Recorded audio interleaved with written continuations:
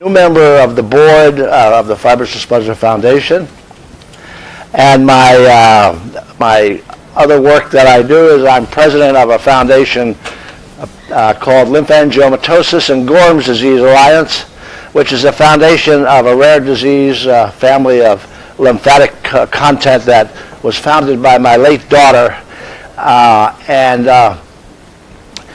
through the work of the LGDA, I've come to know quite a number of people connected to the Fibrosis Pleasure Foundation prior to joining the board.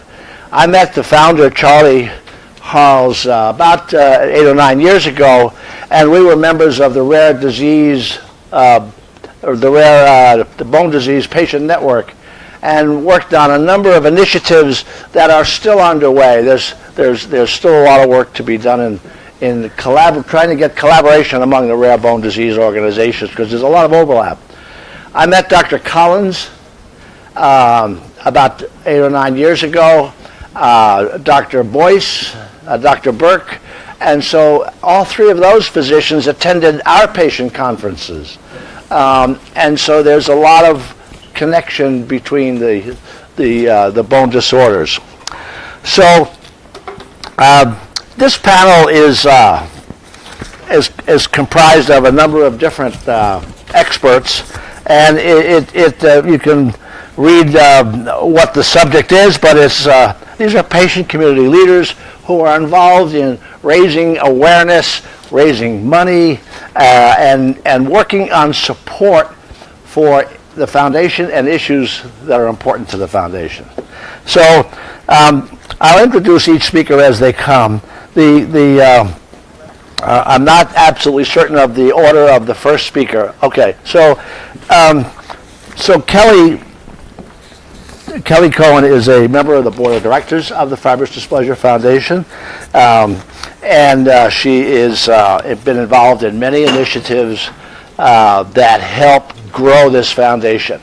One of the things I want to emphasize when these panelists are talking is that the job of the foundation is about this big, and we know about this much. So the opportunity for all of us is, this much. There's so much to be done. You can make a huge impact in the area of issues that have yet to be worked on. So these panelists who are involved in a lot of those areas will be talking about those. And then as each speaker is brought up, I'll try to also emphasize some other points for you to consider in their talk. So Kelly, Jack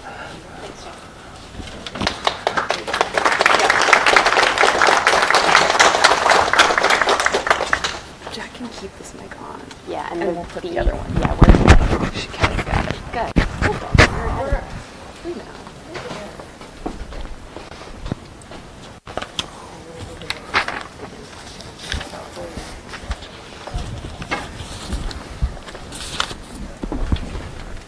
okay.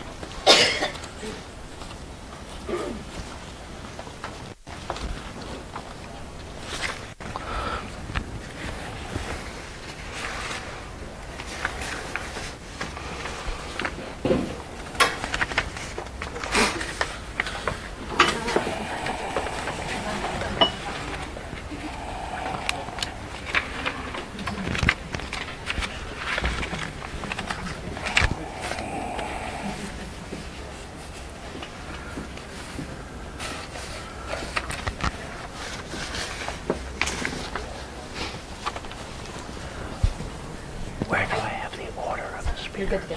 Thanks everyone for coming.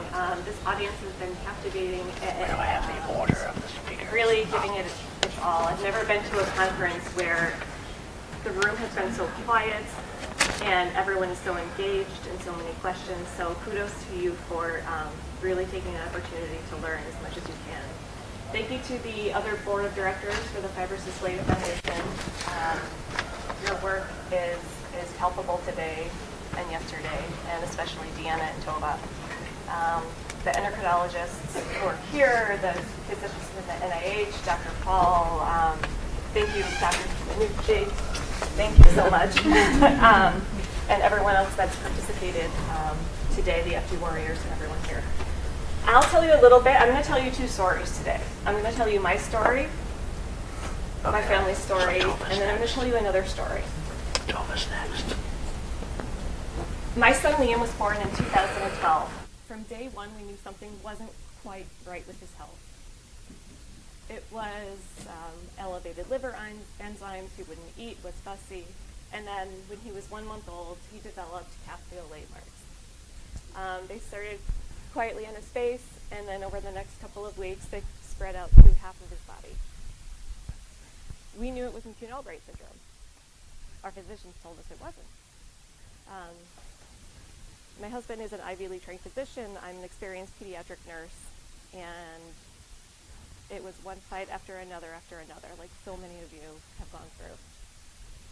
We came across Dr. Boyce and Dr. Collins, and our answers were there.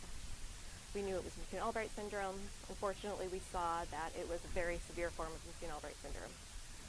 When we scoured the internet for research articles or physicians that were experts in the country, there were next to none. After our son stabilized, about 6 months old, he met Dr. Collins and Dr. Boyce at a convention like this. When he was 2, he was enrolled in the natural history study. At that point in his life, he was stable, and we asked how we can help. We asked Dr. Collins, do we start a foundation? Do we start a support group? Do you want money for research? And he said, oh, have you heard about the Fibrous Dysplasia Foundation? I think you should put your efforts into there. Well, Liam got sick, couldn't join right away. We heard the buzz about them hiring an executive director, so we joined. It was my mission to raise funds. I raised successfully 2 different fundraisers.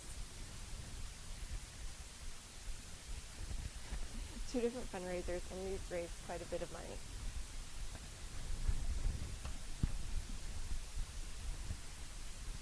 And here we are today. What do we all need still? These are just a couple of things. We need better pain relief, better surgical outcomes.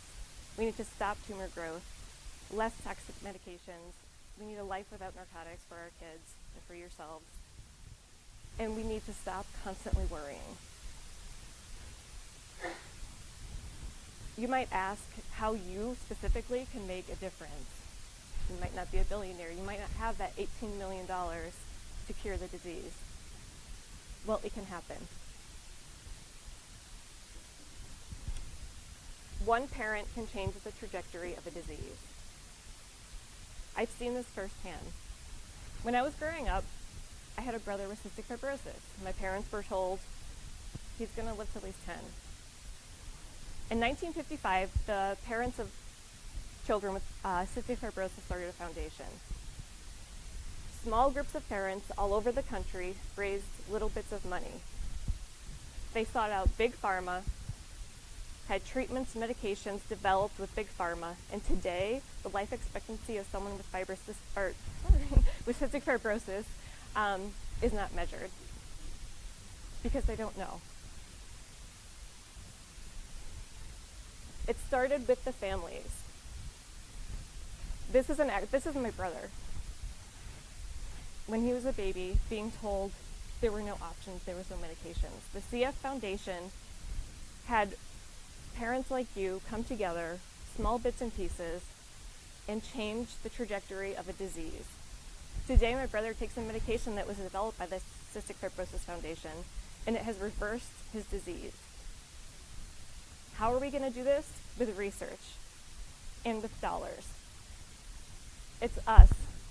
It's you, it's me, it's asking for bake sales, joining the $1 Million Bike Ride, hosting a movie night, having a mini marathon, adaptive marathon, an adaptive bike ride.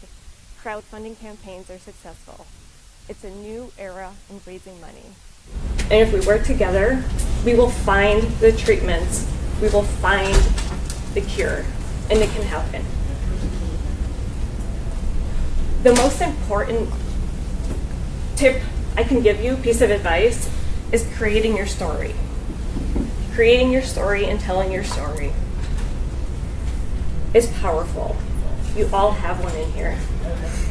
And it takes courage to tell your story, but when you do, that's how we're going to make change. I'll end on this. Families laid the groundwork for monumental progress in research, care, and treatment of a rare disease. That's from the Cystic Fibrosis Foundation, and that's what we can do for this disease, and we will. Thank you for coming. Good morning.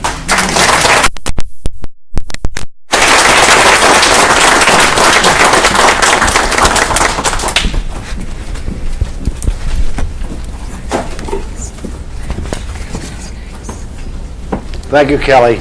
You know, two things come to mind about that talk Kelly just gave. The Cystic Fibrosis Foundation has $3.2 billion in the bank right now. $3.2 billion, and it was started by a couple of families. And how they got there is a long story, but that's what they can do. That's what you can do. And the other thing is that one of the problems that cystic fibrosis has now is making transition for their patients from pediatric clinics to adult clinics.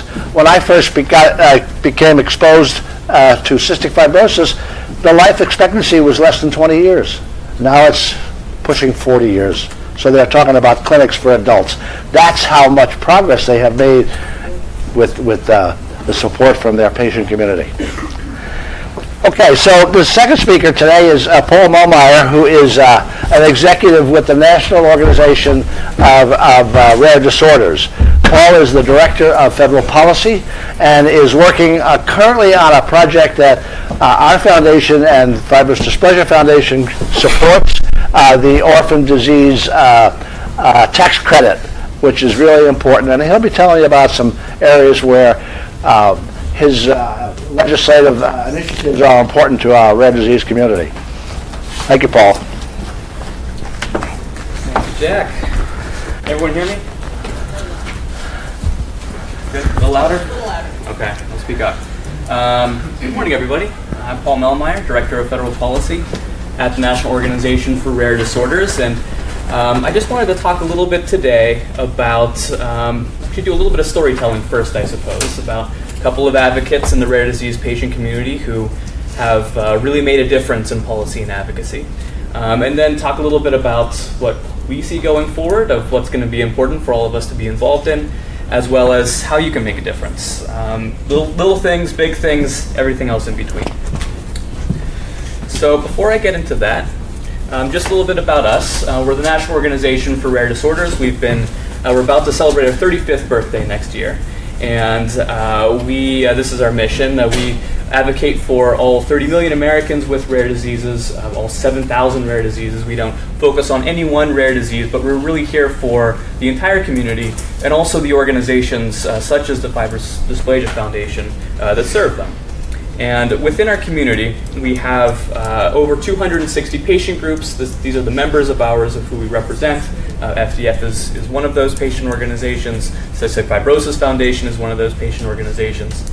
Within our Rare Action Network, which I'll tell you a little bit about more at the end of the presentation, we have over 3,000 advocates who have signed up to advocate for those with rare diseases. We work with medical schools on really training and educating the next generation of our doctors and researchers. And we also work with the pharmaceutical industry to better craft policy and research and just an environment so that we do have more treatments and cures for the rare disease patient population.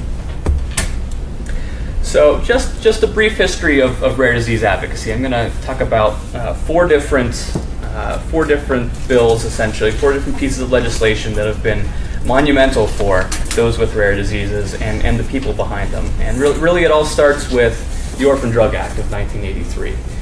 Now, prior to 1983, there were only 34 drugs for rare diseases in existence, developed in the prior decades of medicinal advancements, and only 10 of those have been developed by industry. Basically, there just wasn't any development for individuals with rare diseases, and this is because, frankly, patient populations were too small. The incentives weren't there. Pharmaceutical companies wanted to develop drugs for asthma and diabetes and other much more common diseases because, frankly, that's where the money was. So So a group of essentially mothers who had children with rare diseases got together and said, well, what can we do? So they got the attention of Congress, got the attention of some other kind of famous celebrities to try to get the word out. And lo and behold, in 1983, the Orphan Drug Act was passed. And within the Orphan Drug Act, there were a handful of different incredibly important incentives for developing orphan drugs, including extended exclusivity periods, including tax credits, including other incentives. And lo and behold, we now have over 600 orphan therapies in the last 35 years. So really kind of a hockey stick graph, in a sense, that is directly started after the Orphan Drug Act was passed. So I'm going to talk a little bit about I'm going to talk about one of those incentives more at the end. Jack already mentioned because it's back in the news. I'm going to fast forward 26 years to the Affordable Care Act, and here you see Brenda and Jake Neubauer from North Dakota. And the reason that I have Brenda and Jake up here is because of the direct impact they had in passing one of the key protections for individuals with rare diseases that was included within the Affordable Care Act. So, as you all know, within the ACA, there are several very important patient protections, including guaranteed issue. Insurance companies aren't allowed to outright refuse coverage to an individual with a pre-existing condition. They're not allowed to craft a particularly discriminatory benefit plan within their insurance plan. They have to charge everyone the same premium, regardless of what their health status is. There has to be an annual out-of-pocket maximum each year. And then also, there can't be annual and lifetime limits. And what this means is, before 2009, insurance companies could say, we're only going to cover you up to about $1 million in expenditures, essentially. After that, we don't have to cover you whatsoever. So Jake here has hemophilia. It's a very serious, rare bleeding disorder that is also incredibly expensive to treat. Now, when he was in elementary school, he maxed out of his father's insurance plan, which was a $1 million cap. And once he was about to enter high school, he was soon about to max out of his mother's plan as well, which actually had a $2 million cap. And he was about to face a situation in which he couldn't be on either of his parents' insurance, and it was likely he would have been refused insurance outright because he had a pre-existing condition. So what Brenda did is she got to know her senator. She got to know Senator Brian Dorgan of North Dakota, and she just, went in to meet him in North Dakota and get to know him, and he got to know her. And over the kind of course of several years, they built a relationship, so much so that they had a free-flowing conversation. They could, she could call him up, he could call her up, and when the Affordable Care Act came around, she educated him on annual and lifetime limits, something that no one else was really talking about before. But because she had this relationship with him, he fought for that within the ACA, and sure enough, it became law. So that now the entire rare disease patient community, the entire chronic disease community, no longer has to worry about annual and lifetime limits. Additionally, within the ACA, of course, is the Medicaid expansion, not only the classic Medicaid expansion, but also other rules set around Medicaid for individuals with chronic diseases. I'm going to move again 6 years into the future to the 21st Century Cures Act, which was enacted actually just last December, so we're about 11 months away from the enactment. Here you see Max Schill. He's a young individual with Noonan syndrome who you see him with Paul Ryan and basically the entire leadership of the House and Senate, as well as Vice President Joe Biden here. And it was Max and many of the other advocates who fought for the 21st Century Cures Act that really got it across the finish line. He was kind of the poster child in a sense, but it wasn't just him. It was the thousands of individuals who made calls and sent letters, maybe many in the audience here, contacted your representative or senator on the importance of the 21st Century Cures Act. And within the bill, we have really a revolutionary FDA innovation that will allow them to better review therapies for rare diseases, as well as additional incentives for developing therapies for rare diseases. Also, funding and reforms within the NIH. I mean, there's far too much within the bill. It's hundreds of pages long to really get into it, but it was really a monumental achievement. And what you see on the left there is Democrats and Republicans all gathered around the table, really supporting the passage of this law. And sure enough, it passed, I think, 94-1 in the Senate, and similar margins over in the House, because it really was a bipartisan effort, and it was really the advocates behind it that made it that way, and that made sure that it got across the finish line and kind of survived all the partisan rancor that has taken down so many other exciting initiatives. Now, most recently, within the last year, of course, the Affordable Care Act has been back in the news, and you kind of hear only two perspectives. You hear one perspective of how the ACA is a catastrophe, how it needs to be pulled out root and branch, and then you hear the other perspective of, well, ACA is perfect, nothing needs to be done, hands off, this is, golden, and frankly, neither is the case. ACA is absolutely not perfect. There are plenty of problems with it, but there's also plenty that's really good about it. And those patient protections I talked about earlier, the Medicaid pieces, but frankly, premiums are going up, deductibles are going up, networks are narrowing, insurance plans are getting more expensive, and so there's something really does need to be done here. So over the course of the last year or so, we have worked with many other patient organizations and our advocates to really tell Congress that, first of all, we can't get rid of these patient protections. They're too important to our community, but also you need to do something. And so you need to pass something that will be beneficial to individuals with rare diseases, to individuals with chronic diseases in general. And behind the podium here, that's Sue Nelson from the American Heart Association, but we have an outstanding rare disease advocate, Liz Kennerly, behind her, who has really come to the Hill to tell her senators and representatives the importance of Medicaid and patient protections. And this is going to be an ongoing issue. So speaking of ongoing issues, what's next? Already talked a little bit about ACA repeal and replace. This is going to be something that will be further discussed over the course of the next several years. And the patient protections within the ACA, as well as the coverage expansions and some of the other important provisions, will continue to be being discussed. There have been a couple attempts over the course of the last 10 months or so to address these, none of which have really succeeded, but that doesn't mean that there won't be further attempts to pass something that would affect the ACA. It's important for all of us to be involved in that.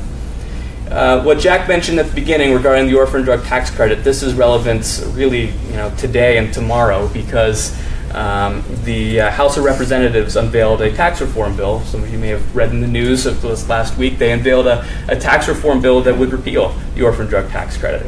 And this is a tax credit that can be directly attributed to 33% of the orphan drugs that have come to market over the last 35 years and going forward. So if it was to be repealed, it's very likely that we would see a third fewer orphans being developed because this incentive has gone away.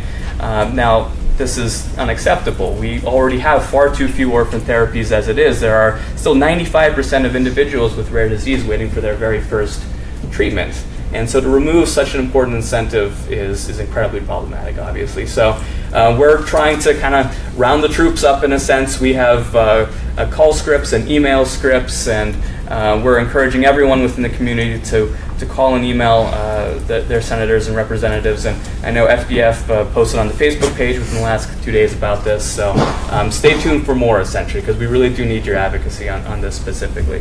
Talked about 21st century cures, and also a couple months ago there was the Food and Drug Administration Reauthorization Act that had even further really important reforms in a sense to how FDA operates within rare diseases. Now they have to implement it, and there are going to be a whole bunch of public meetings and opportunities for our community to tell FDA what we want from them. So stay tuned more on that. And then the Open Act. The Open Act is a very important piece of legislation that's been discussed over the last couple years. It's an incentive for repurposing a therapy.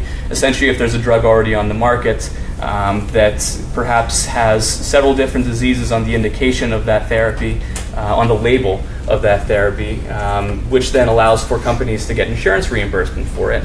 Oftentimes with rare diseases, the population is too small, the incentive is too small for a company to add that rare disease onto the label as well. So we and many other patient advocates, FDF has been a fantastic advocate for this, as well as many other patient organizations, have come together to say there are so many rare diseases that could be treated with this drug already on the market, but because it's our rare disease isn't on the label, no one will reimburse for it. And so what do we do to try to get that rare disease onto the label? We try to incentivize the pharmaceutical company to do so. So that's what the Open Act does. It offers 6 months of additional exclusivity, so they will add that rare disease onto the label of the drug. And that really is monumental, because once that disease gets onto the label, that means there's evidence that it works. I mean, we all know that it works, but the FDA hasn't certified that it works, and thus insurance companies can't trust that it works. At least they say they can't trust that it works, and thus they're not going to cover it. So once it's on there, insurance companies will widely cover it, which is really a huge step forward. So just a minute or two on how you can get involved. We, as I mentioned earlier, we have a Rare Action Network. This is actually an initiative that we started just a few years ago, and it's trying to bring advocacy and government advocacy to you, to your communities, to your state, to your state house, to your community. So what you see here, on our rareaction.org website, we have state-specific pages. So you can click on your state and see what initiatives are either going on actually within your state legislature or your state house, but also there'll be state-specific federal initiatives on there, a specific ask for you to call your senator or your representative if they, play a particularly important role within a debate going on here in Washington. And then you also see there that we have rare action ambassadors as well, individuals within your state that either have a rare disease or they represent a rare disease patient community and they live in your state and they really want to do more within your community to raise the profile of rare diseases in general. And not just policy-wise, but also just advocacy-wise and awareness-wise, state-specific things that we here in Washington don't really want to dictate to your state because obviously it's very unique to your community. But we have people in your community who are really kind of raising the awareness within your state and your community on rare diseases. On Rare Disease Day is February 28th, we have State House events across the country. Last year we had 33 events. And actually, they're not just on February 28th. I should specify they're everywhere from the end of January all the way into March because states are different and snowstorms can happen and things need to be rescheduled for 3 months. That happened in Pennsylvania. But you see here on the left, Governor McAuliffe of Virginia with 2 rare disease advocates raising the importance of rare diseases within the State House. And same goes with our Oregon advocates up at the top. And then outside of our state-specific, our State House events, there's also Rare Disease Week here in Washington, D.C. And that is, I believe, it starts, I think, February 25th, I want to say, and goes throughout the week. There are events here in Washington throughout the week, including a day-long event up at the NIH, where we can all hear what the NIH is doing with rare diseases, and we can also talk to them about what they need to be doing more with on rare diseases. There's a lobby day where we all go up to the Hill and whatever we are advocating for, we talk to our representatives and our senators and tell them why this issue is important to those with rare diseases. There's also legislative conferences, a lot within the Rare Disease Week, and I saw there are brochures out on the table out front. If you haven't already picked one up, take one and see if you're able to come back to DC or if you're local here anyway. Come back to DC to advocate with us, and hopefully you can also go to the State House event as well. There's opportunities to do both, and they're really both great opportunities. We also have state-specific training days. We actually have a couple coming up in North Carolina and South Carolina and Minnesota through our Rare Action Network, and that's where we have kind of our team of Rare Action Network folks who come and train you on how to advocate, best tell your story, best get to know both your state representative and senator as well as your federal representative and senator. I'm only up here for about 15 minutes, but this is a lot more comprehensive. And either you are in a state that is having one of these coming up, or perhaps we'll be scheduling one very soon. But this is all found on our Rare Action website as well as pushed forward through our members. And then finally, an additional thing we do with our Rare Action team is we'll ask for these kind of state-specific activities. What we see on the left here is an advocate who tweeted out this picture to Senator McConnell and Senator Paul of Kentucky on why Medicaid was particularly important to him. And this was during the Aca Repeal and Replace conversation. And we actually had many advocates do the exact same thing. And this was organized by our Kentucky Rare Action ambassadors. So all sorts of things happening with our Rare Action Network, all sorts of ways to get involved. But really, first and foremost, just get to know your representative and your senator. And if not them specifically, their office, their staff. Because honestly, it is the staff member who makes most of the decisions when it comes to these specific policy things that likely the senator or representative knows very little about. So get to know them, and then maybe get to know the representative and senator as well. And eventually you could be the next Brenda Neubauer, who over the course of several years got to know Senator Brian Dorgan. And then all of a sudden, when there was that policy that was in front of him that would have been especially impactful to Brenda and her family and thousands and millions of rare disease patients, all of a sudden she made such a critical difference. So I'll close there. Thank you.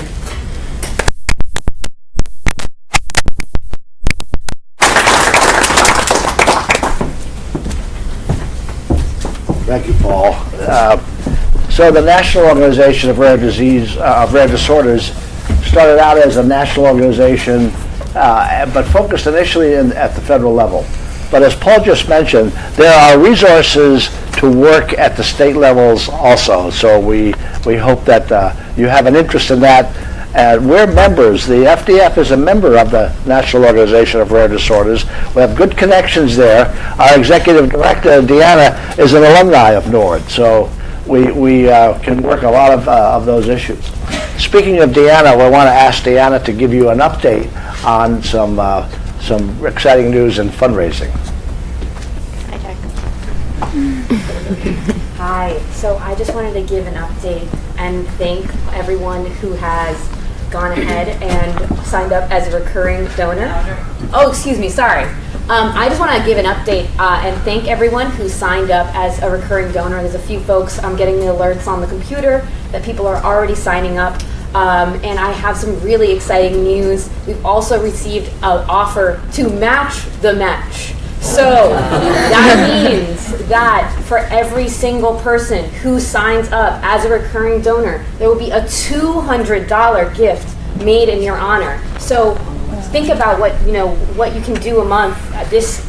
Any bit helps. Whatever your family can do helps. So thank you for signing up, everyone who has already. If you are here in person, you can either sign up on your phones today, or our donation page is secure and mobile accessible. We also have envelopes outside where you can write that information down and just make sure you hand it to a staff member or a board member, and we can take those envelopes from you with that information. But thank you so much to our anonymous donors. Thank you so much to the people who have already signed up as a recurring donor. And for this, I'll take a question from the audience. What was the website that you could go to as well? The question was, what is the website you can go to? You can go to our main website, which is fibrousdysplasia.org, and our donation page is really, there's a big donate button. If you want the direct URL, it's fibrousdysplasia.org/donate. And if you are still having a little trouble spelling fibrous dysplasia, you can go to healourbones.org, and that just takes you directly to our donation page. So thank you so much, and with that, we'll go back to the panel.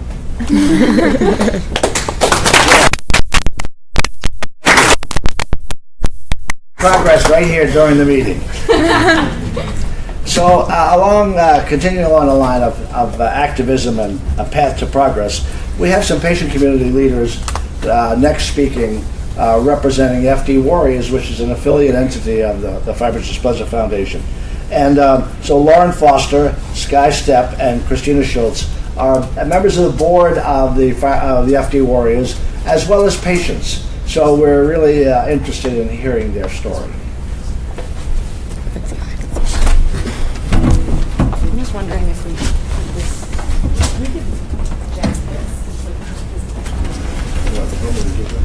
Yeah, that'd be good. Here we go. We're going to do the same.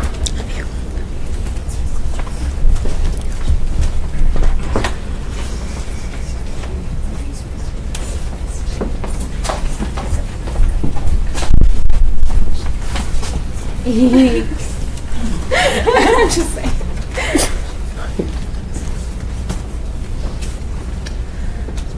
Okay, so my name is Skye Miu Steppe. I'm a member of FD Warriors, Inc.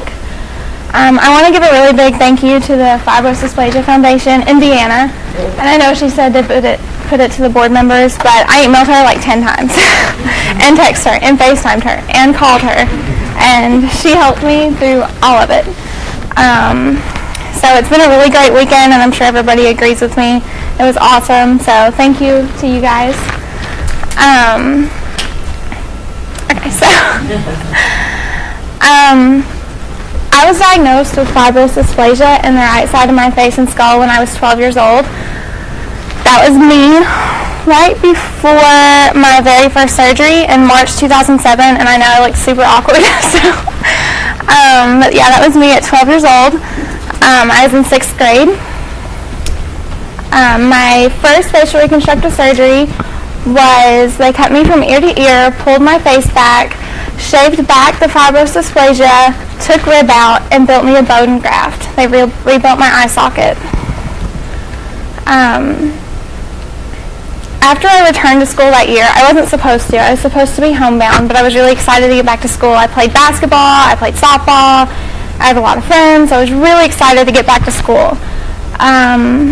But it was too late. I was marked as different. I bounced back so quickly. I was so resilient. Everybody thought I was lying about what I had just been through. I was being called a liar, scarface, egghead, because my face was fragile. So I thought that if I pretended I wasn't sick because I didn't look sick, that maybe by the next year everything would go back to normal, and it didn't.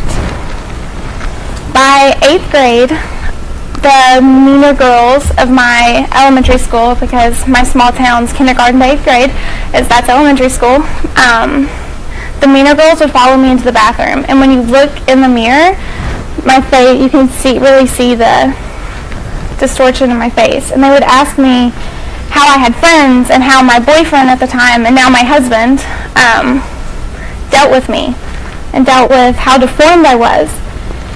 And that's when I really started noticing my anxiety. I'm not sure what it's called. I have anxiety where I scratch my arm, and you can actually see where it's discolored, and it's actually marked up now. It's all discolored from scratching my arm. And sometimes it gets to the point where it's bleeding, so like Lauren and Christina have to just take my hand away. By my freshman year of high school, the names escalated, and I was really wishing I could go back to being called Scarface again. I know that there's probably children watching, so I'm not going to say the word, I'll just bleep it out. I had blonde hair, and I was being called an effed up Barbie doll. So, to sort of cope with that, I just said thank you, because Barbie's really pretty. So, they really hurt, and I'm still dealing with it, but I grew from it. The few friends that I did have tried to defend me. They explained I had surgery because of fibrous dysplasia. And again, it's invisible. So they became known as liars too, because I'm just an attention-seeking liar. That's all it was. I moved in with my dad my sophomore year of high school, and I moved to a city where nobody knew about it, so that really helped. I was really lucky. I heard one of the doctors say that you're lucky if you make it through your childhood with only one surgery. I made it until after high school before I had another surgery. So that first surgery lasted me like 5 or 6 years. So my fibrous dysplasia became really aggressive after my first year of college. I had double vision. I was in a lot of pain, and it just sort of hit me. In July of 2014, I was told I had to have another surgery. So I took a leave of absence. I was a waitress. I took a leave of absence from work and postponed college for 2 years. The people in my life didn't understand what was going on. My husband was told he needed to leave me because I was a burden, and that I didn't deserve him. Coworkers that I thought were friends called me lazy. They began telling regular customers that I was faking everything for better tips. And even though I did have family who was constantly telling me that I was not alone, I felt alone. I felt like a burden. I was told that if you looked into my eyes, you saw sadness. Because following the surgery, I had to have iron infusions, and then I had to have a small tumor removed from my arm. So it was just constantly, because for some reason when it rains, it pours. I got really low in those few months. I'd always wanted to change the world, and that dream started getting pushed further and further away. So one day, my mom told me that she found an online support group called Fibrous Dysplasia. It's a private group, and she asked me to join it, and it did take me a couple of weeks to join. And then immediately I was welcomed by everyone in the group. It was overwhelming how emotionally supportive everyone was. And that's when I noticed that there were others going through the same thing that I was. And it was due to like the pure ignorance of our disease. I mean, nobody understood unless you had the disease. There were so many truly amazing people dealing with something that wasn't their fault. And then that's when I knew I needed to change something. I started speaking out about what I was going through. I told my story. I created a website, fibrosdysplasiawarriors.com, for people to go to and tell their own story. I kept a video diary while I was in the recovery room, and it's on YouTube. I don't remember most of the videos because I was, just out of surgery. And then I found out I was pregnant with my son, Oliver. And that sort of, I've been forgetting to flip the slides, so I'm sorry. That was my first surgery in 2007. That is my 8th grade prom. That's my husband now. This is the second surgery before I found out I was pregnant with Oliver. That's my mom and my dad. That's when I was getting to leave the hospital. And then I had my son. And he was my motivation. All of a sudden I was like, I can get out of bed, I can take a shower, and if you've dealt with depression, you know how hard it is to take a shower. That sounds like such an easy thing, and then it's not. And he definitely saved my life. He saved my world. And I realized nobody should get as low as I felt. It's not fair to feel as alone and scared and like a burden. So I decided to make a change, not only for me, for Oliver, but for everyone dealing with fibrous dysplasia, McCune-Albright syndrome, or any rare invisible disease. So I started writing. This is my third surgery. I started writing. I was talking about what I was insecure about. I was talking about the bullying that I went through. And I was publishing it on my website. I was publishing it on themighty.com. I'm sure everybody's heard of that. It's a super awesome website. And then I realized that by talking about my feelings and my disease and encouraging others to do the same, I was showing everyone that they weren't alone in their struggles. And it was healing me by doing this. And then I've noticed that people care about what you're doing, but they care about why you're doing it even more. So it helps when you share your story and you get emotional. And it's hard, but it helps. It makes a difference. So in July of 2015, I was told I needed to have my third reconstructive surgery. It was the same surgery, with the exception of instead of trying to do the rib, which is what they did with the first two surgeries, they did the cadaver bone and rebuilt me the third eye socket. And then this recovery was totally different. I was able to talk to other FD warriors, and my emotional recovery from this one, it was hardly anything compared to the other ones. It was amazing. And I'm so thankful for the beautiful people that helped me through that. So I'm not going to stand here and tell you that the bad days don't come. There are times when I don't take a shower for 3 days. Thank goodness for dry shampoo. That is a life changer. And then there's days where I feel like the negative energy is working against me and working against who I am and who I want to become. But what I'm going to tell you is that on those days, I try even harder to raise awareness and spirits of those around me. Our fibrous dysplasia community has risen to such a phenomenal society that no matter what day it is, what time it is, you've got someone who can talk to you, even if they're in Australia. They'll talk to you. Sorry, the dry shampoo line just got here. Oh.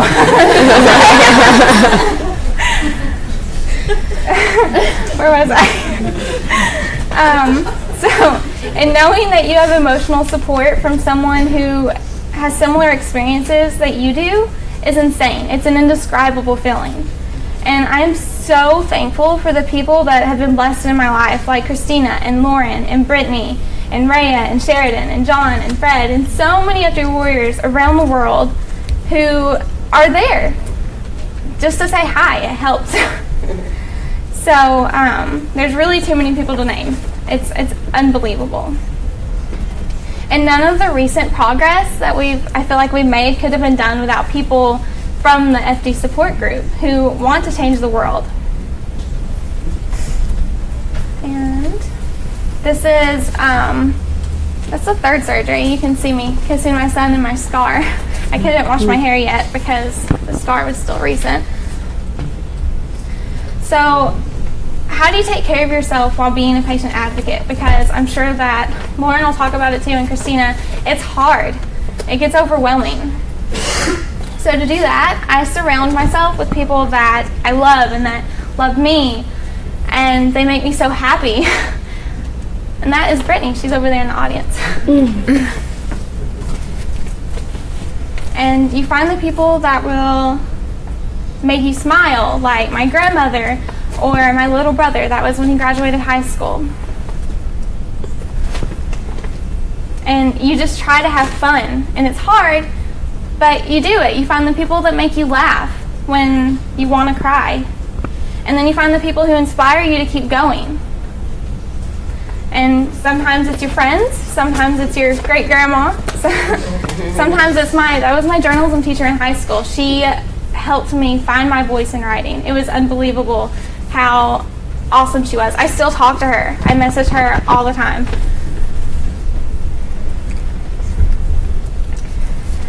And you just keep going. You find the people who support you, and then you create your own family out of this.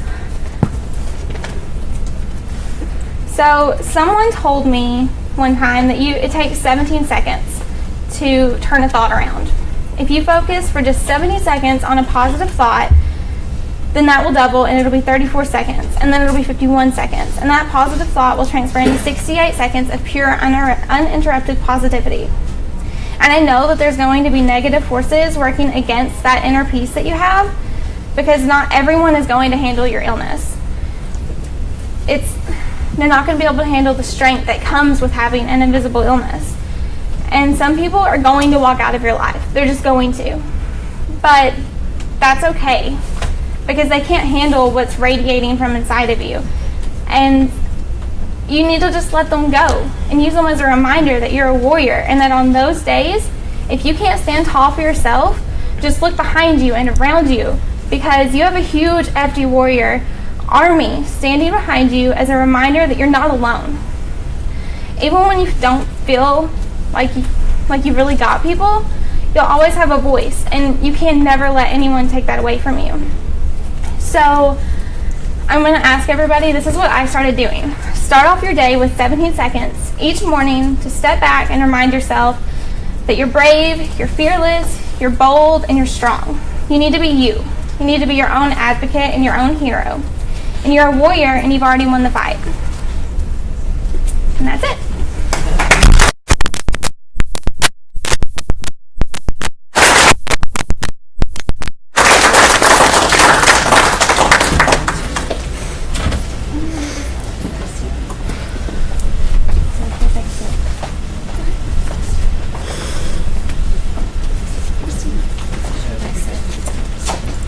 Ready to hold anything? I just start. I'll move this for you. Oh, I got it. When do I start?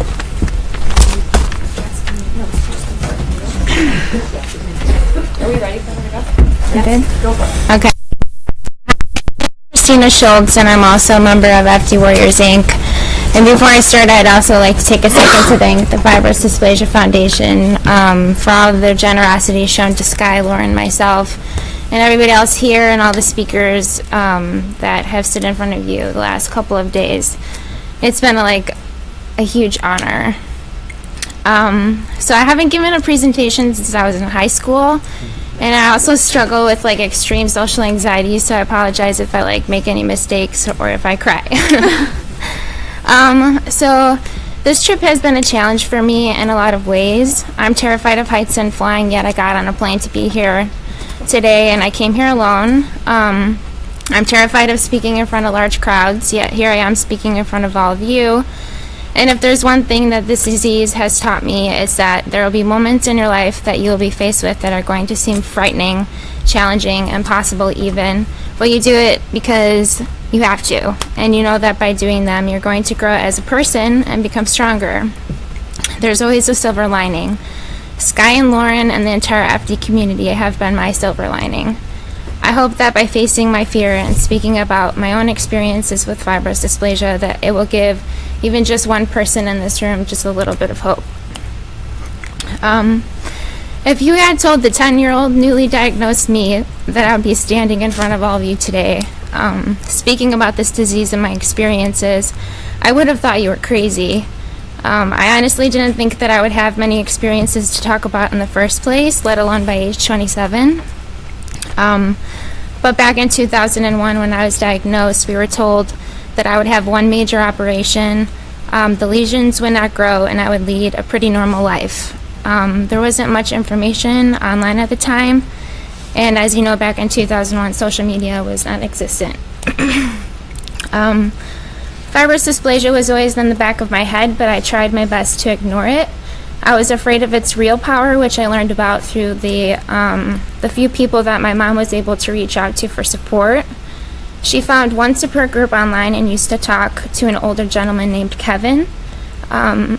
She had told me that he was dependent on crutches his entire life due to fibrous dysplasia, and at 10 years old, I could not imagine depending on an assisted device or being disabled for the rest of my life. I told myself that I would be different, I would be the exception, and I had big plans for my life, and I wasn't going to let a rare disease stop me from achieving my goals.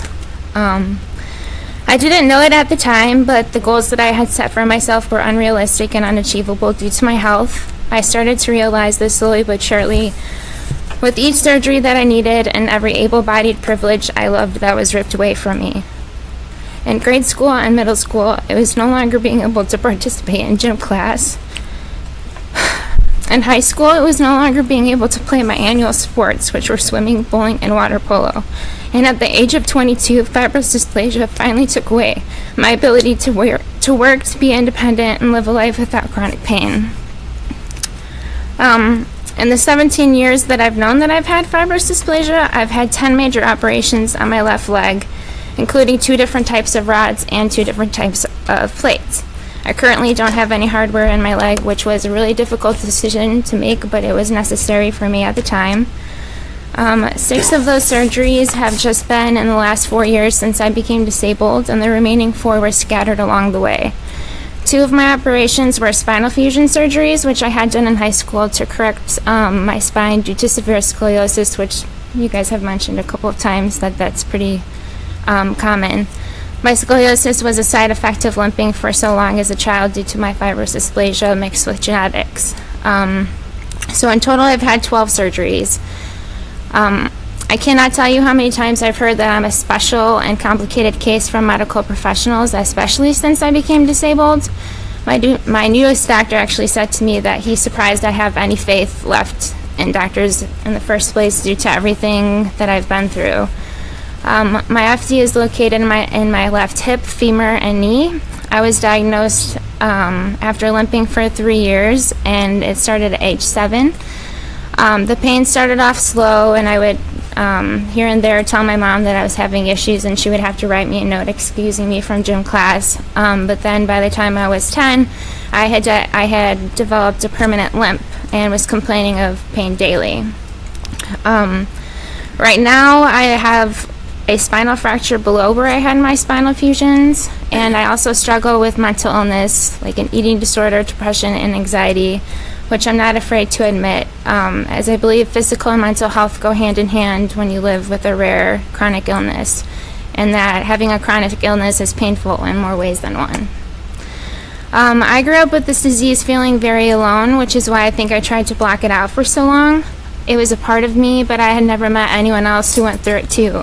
So I didn't want to accept that I was rare and different, though my peers made that obvious by calling me the girl who had surgery or bag race girl. It wasn't until I became disabled and my life completely changed that I began to accept that fibrous dysplasia is very much a big part of who I am.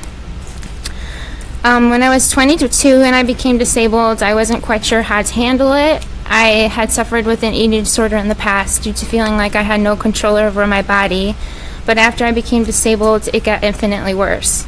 I gained a significant amount of weight over a few years and then lost nearly half my body weight in 6 months.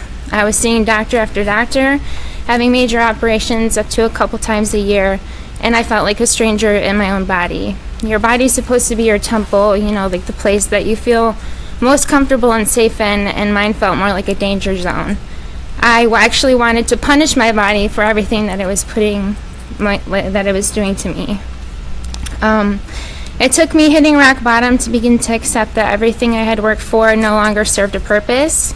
I went from being a proud, accomplished, and driven veterinary assistant to a disabled, bitter, angry, lonely, and sad person who felt misplaced and was tired of being in so much pain, emotionally and physically. I didn't understand why this was happening to me or what purpose my life held anymore. In 2013, I started reaching out to others who also have this disease so that I didn't feel so alone anymore. I began using Instagram as a way to connect to others after I had lost my job due to my declining health.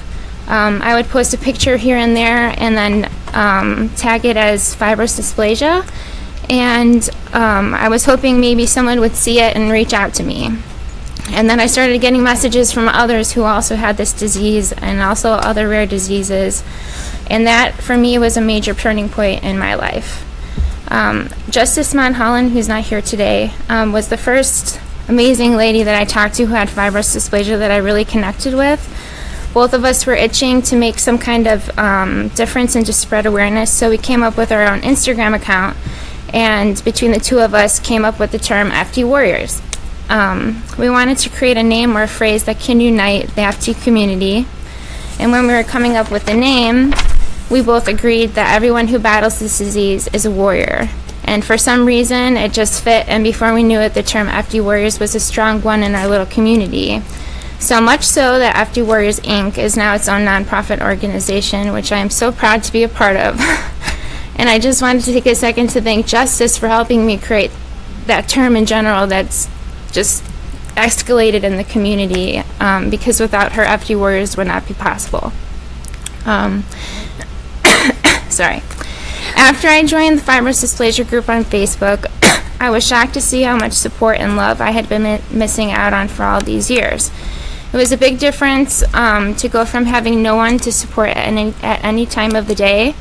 Our phones are a hassle, and we as people use them way too much, but it's so special to know that I can get on Facebook if I'm having a really hard day and know that I have an army of FD warriors there rooting for me, and that I can express my feelings honestly without judgment, that I can ask for advice, and that I can relay my own experiences to others who are also looking for guidance.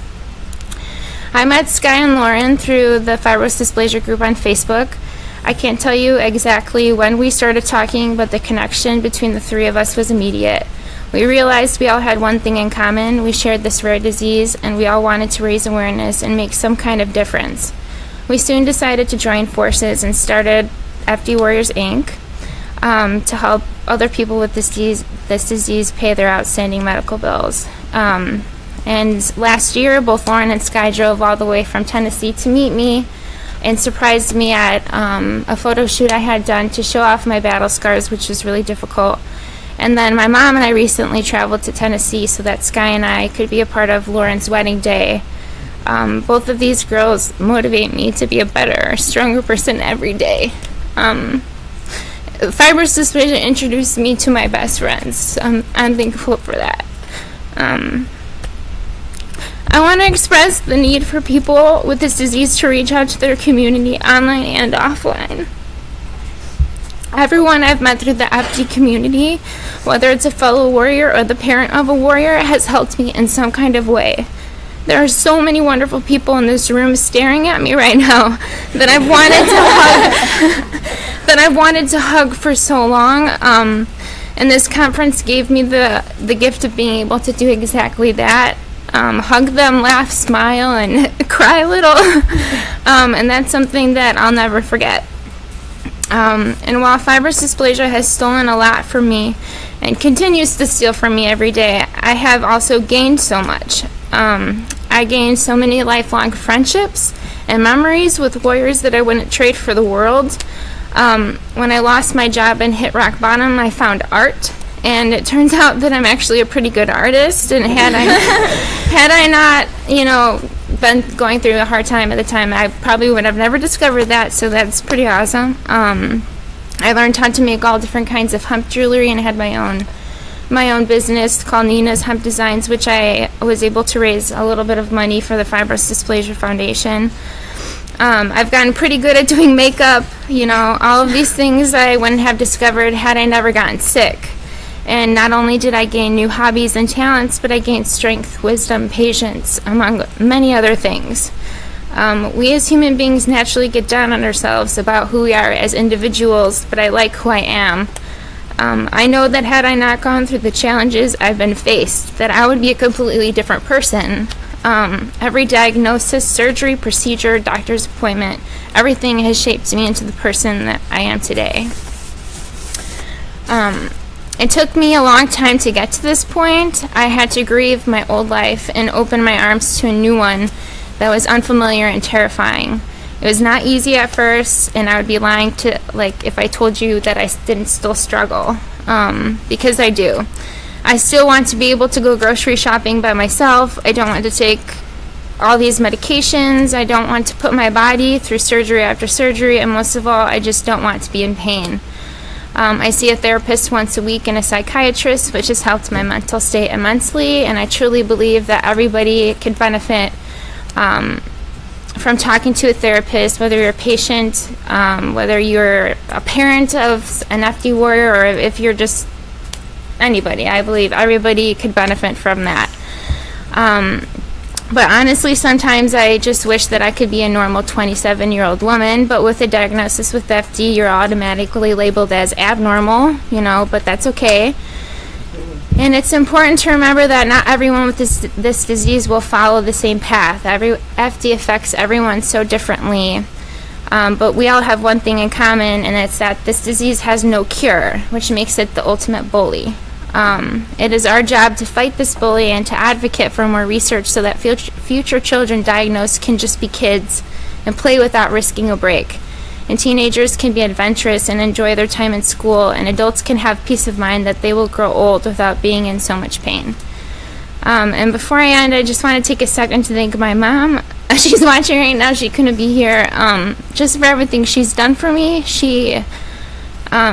She's been there for every surgery by my side, took care of me whenever I needed it the most. She did it when I was 10. She does it for me now at age 27, and I know that she will continue to be there for every future procedure and surgery possible. And I know how difficult this is for the parents of someone with FD, and I just want you to know that you are loved and appreciated, And I also want to say I just started dating my boyfriend Max, and he went into the relationship knowing that I had a long, long list of medical conditions, and he decided to love me anyway. And I know it's difficult to watch your significant other battle something so evil.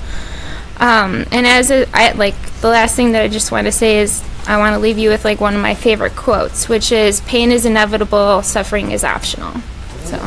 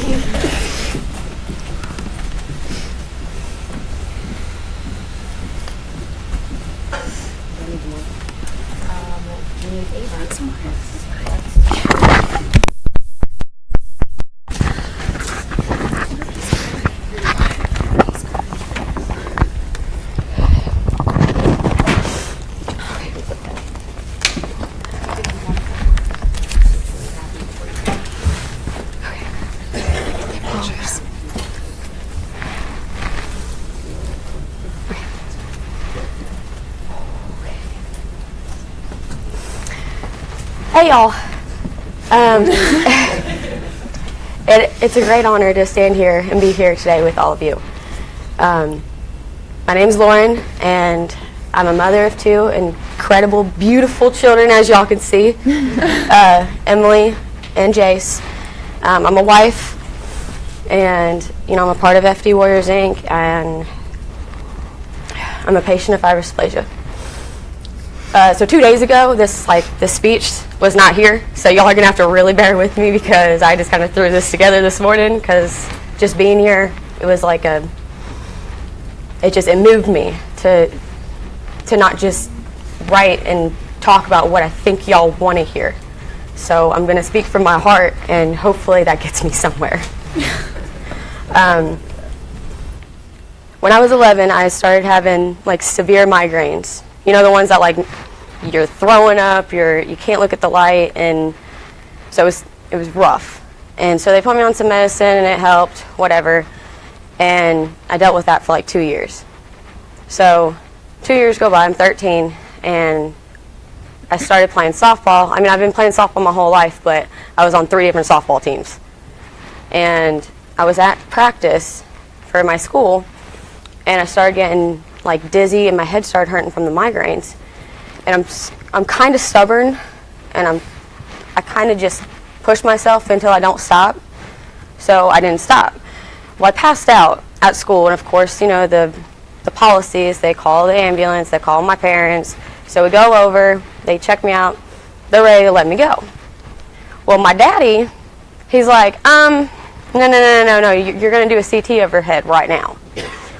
And luckily he did, because they came back and they're like, oh, by the way, it's abnormal, so you got to go to Children's.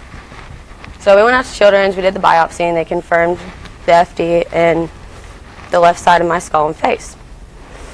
So within a year, the pain just like became unbearable.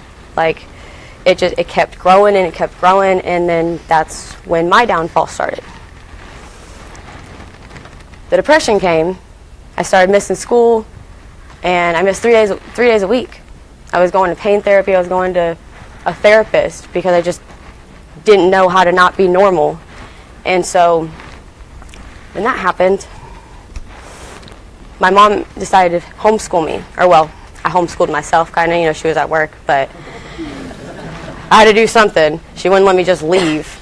So they put me on pain medicine to try and help with the pain in between the surgeries. And y'all know how it is. It's you take one every 4 hours, and then that one doesn't work anymore. So then it's 2 every 4 hours, and then it's 2 every 2 hours, and then you're like, that's not right. That's not what the bottle says. That's not right math. I know I'm not like great at trig, but I know what 1 plus 1 plus 1 plus 1 is, and it does not equal 12. That's not how it is. That's not how it works. And so my quality of life just didn't seem worth it anymore for a long time. No one knew really how sad and how hard it was for me, because I'm normally a super bubbly person, and I just kind of just go and do whatever I want, and just no one knew because I just masked that so hard. And so my daughter came, and she was my saving grace.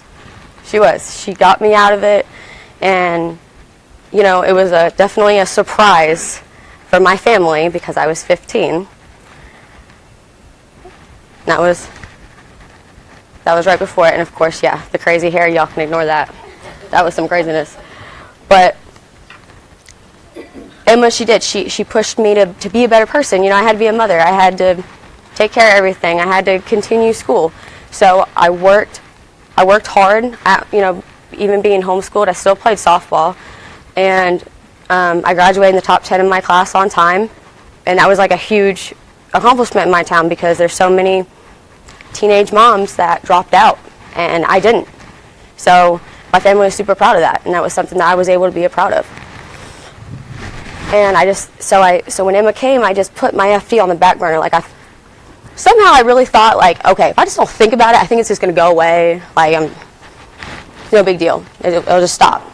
But of course, thinking that made it worse. I'd be so happy in front of everybody else, and then when I'd be by myself, I would just think and be in pain and think and be in pain, and then I didn't want to do anything. So life was great, unless you mentioned the FD. I remember screaming at my mom multiple times. She would just ask me how I felt, and I would snap at her. And I didn't realize for a long time how badly the FD affected everyone around me, not just me. And that's really hard for me to realize, and I didn't realize that until like a year ago, that I was so mean and I was so hateful to everybody. So if any of y'all knew me, even just 5 years ago, I'm sorry. I'm sorry. That's not me anymore. I've learned from that. But, you know, my mom and my dad, my nana and my grandma, they all kind of saw through the happiness all the time. Like, they knew I was having the bad days. Like, no one else really knew. But my mom, of course, here comes my mom, because she's super, like, in my life all the time about everything. She's like, you got to get on Facebook. You got to go in this group. And I'm like, Mom, I really don't want to do that. And she's like, you're going to go. You're going to do it. So she, like, forced me to do it. And I still felt super alone. Even after reading everything, it was just like I didn't have that physical, you know, like someone wasn't, like, right here in front of me, like, I got you, don't worry. It was still very hit or miss. And so Sheridan, Catherine, and Tamara, they were the first, like, 3 people to, like, reach out to me. And we're still, like, super close to this day. So, and everything that they did, like, they knew me through the anger. They knew me through the sadness. So, and I can't appreciate them more for that, because you need people like that in your life. So I was still sad even though I found the group. Well, my mom came home one day from work, and I was in my bedroom, in the dark, in the corner of my room with a blanket over my head, and I was crying.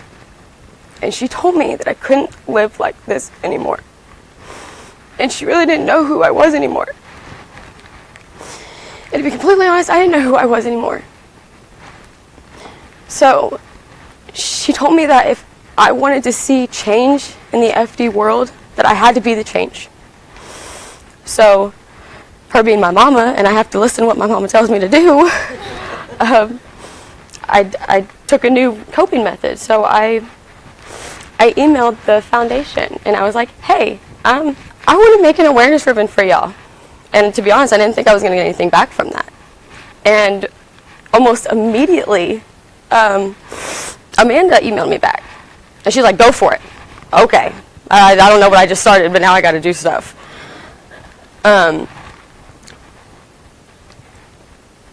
So I started designing. I started doing 3, 4, 5 different designs, and then,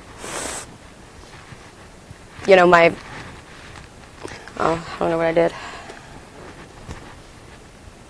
Oh, timer.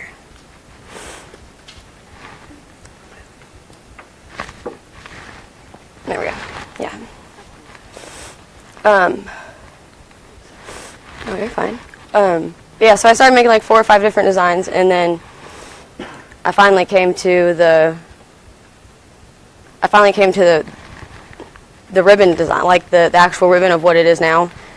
And so of course everyone wanted to know what it meant. And so it was, you know, the regular like rare disease ribbon is a zebra, you know, it's a zebra stripe. Well, the foundation told me to keep orange. Like, that was like my only thing I had to do, was keep the orange incorporated in it somewhere.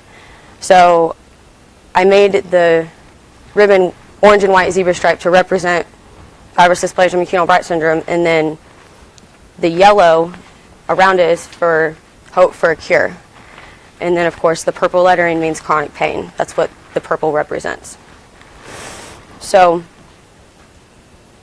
and then from that point, it was like, I was like, okay, well, I did this, I started this, and then people started messaging me, like, okay, so do you have gear? I'm like, what? What? I didn't know I was supposed to do that. I was just trying to do, like, a thing. I was just trying to do a ribbon. I was just trying to do something to help me feel better.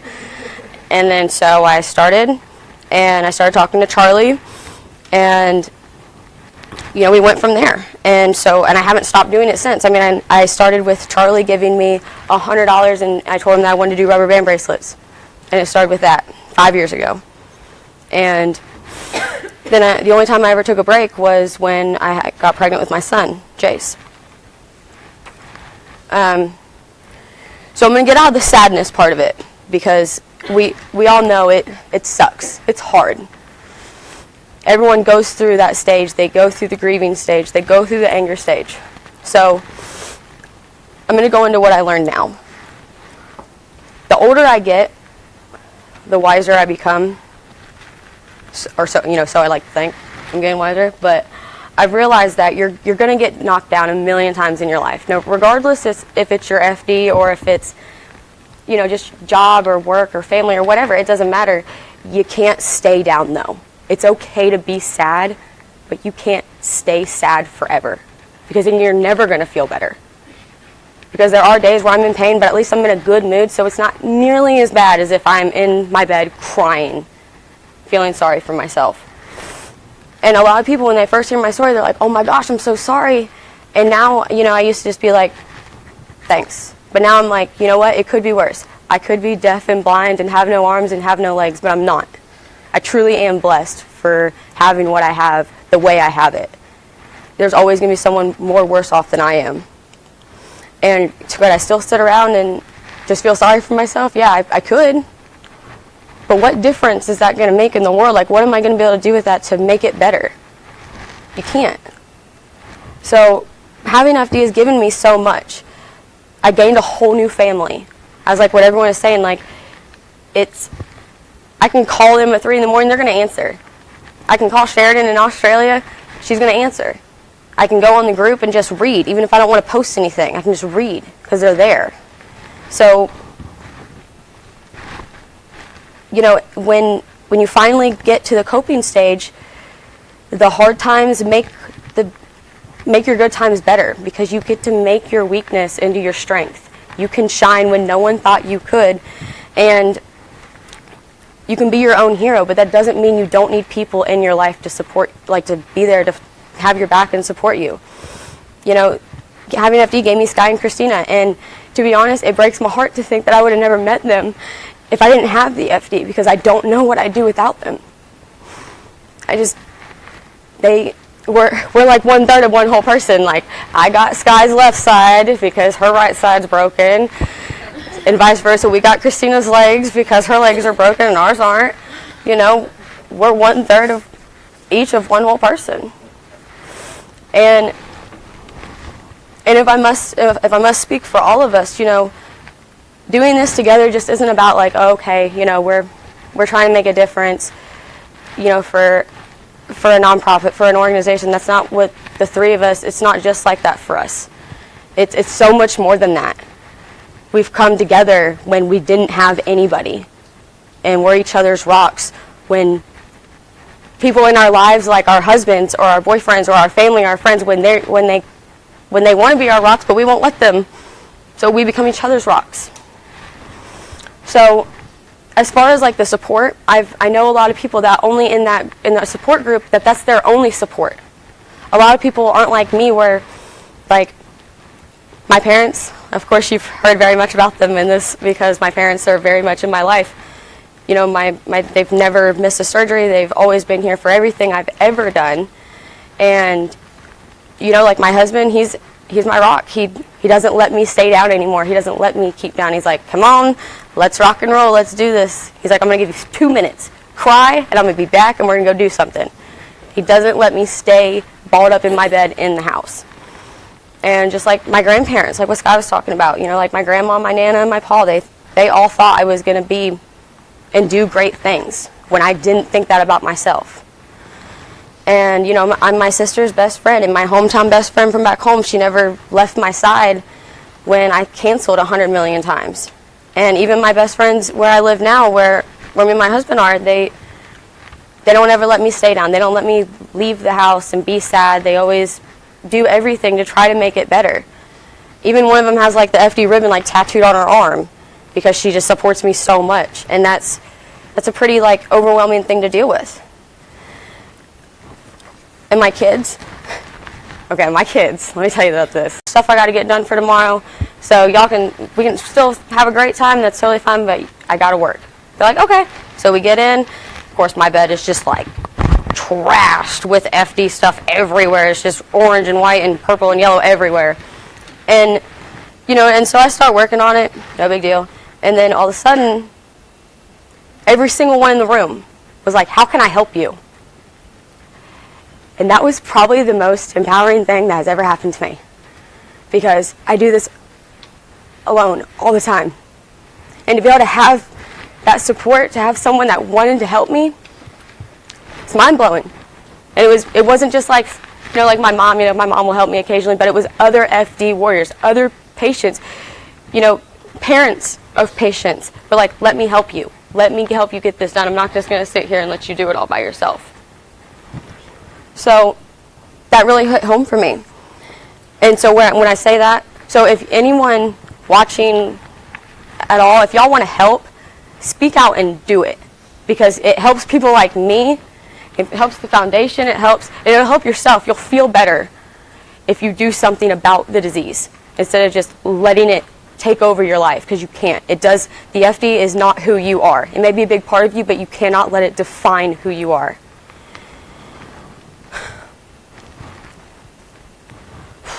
So since I've been diagnosed, I've had 9 surgeries. I created the awareness ribbon. I sell the gear all over the world, travel across the country for Rare Disease Week with Skye.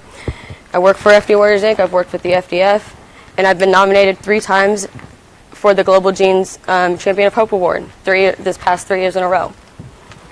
I used to ask myself, why? Why me? Why did I have to get the disease? But I know why now. I know my purpose. Making awareness for FD and MAS is my biggest passion, because here's the thing. Awareness creates movements and fundraising. Fundraising and movements creates knowledge. Knowledge creates research and treatments create a cure. And that's why I do everything that I do. Because without awareness, there's no possibility for a cure. And just because we're rare doesn't mean we're not as important as any other disease. We deserve the funds, the treatment, the cure. We deserve that. So we don't have to live like this anymore. So I'd like to say thank you to everyone who's ever supported me in my fight, because all of y'all are the reason I'm able to stand up here and slightly try to give this speech.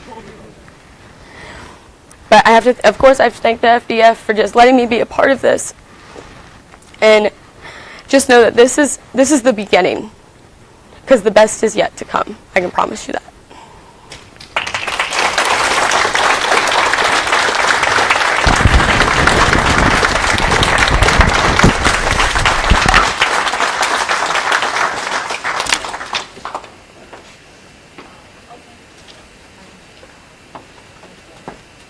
Well, those stories were really quite extraordinary, and we really appreciate the opportunity to hear your stories. And thank you so much for sharing.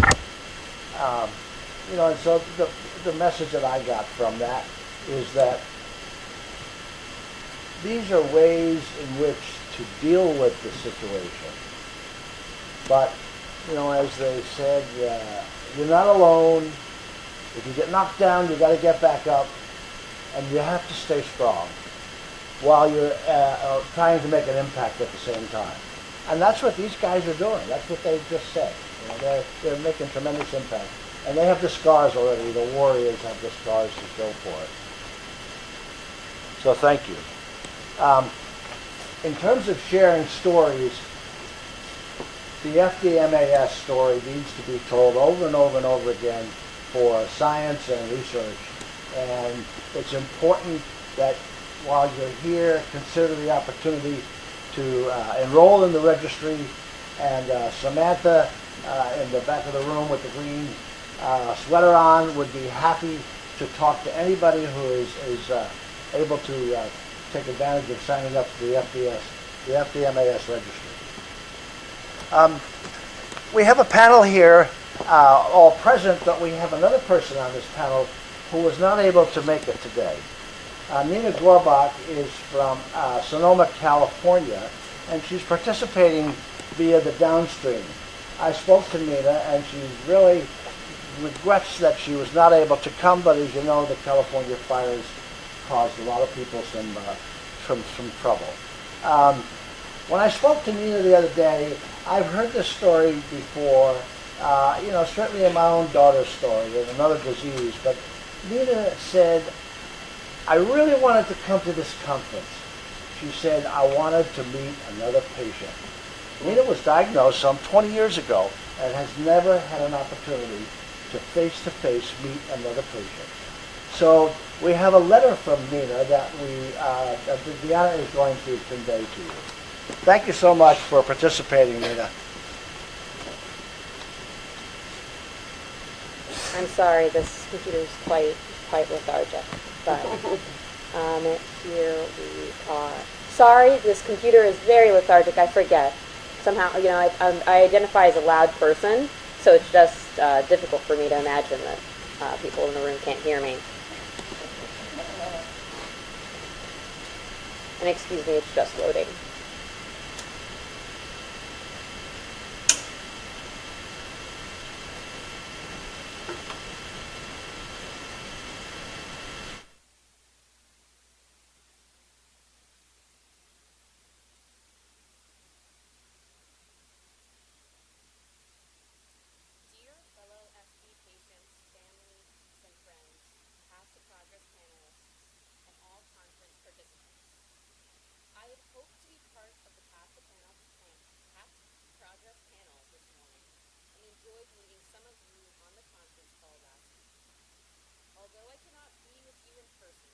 I am grateful I have been able to follow workshops through Facebook. It has indeed been moving and wonderful to listen to and learn from all the panelists, to know of the expansive work being done, remarkable strides already being made, to hear your questions, and to see some of your faces. Thank you to everyone. My deepest apologies for not joining you today and contributing in some way.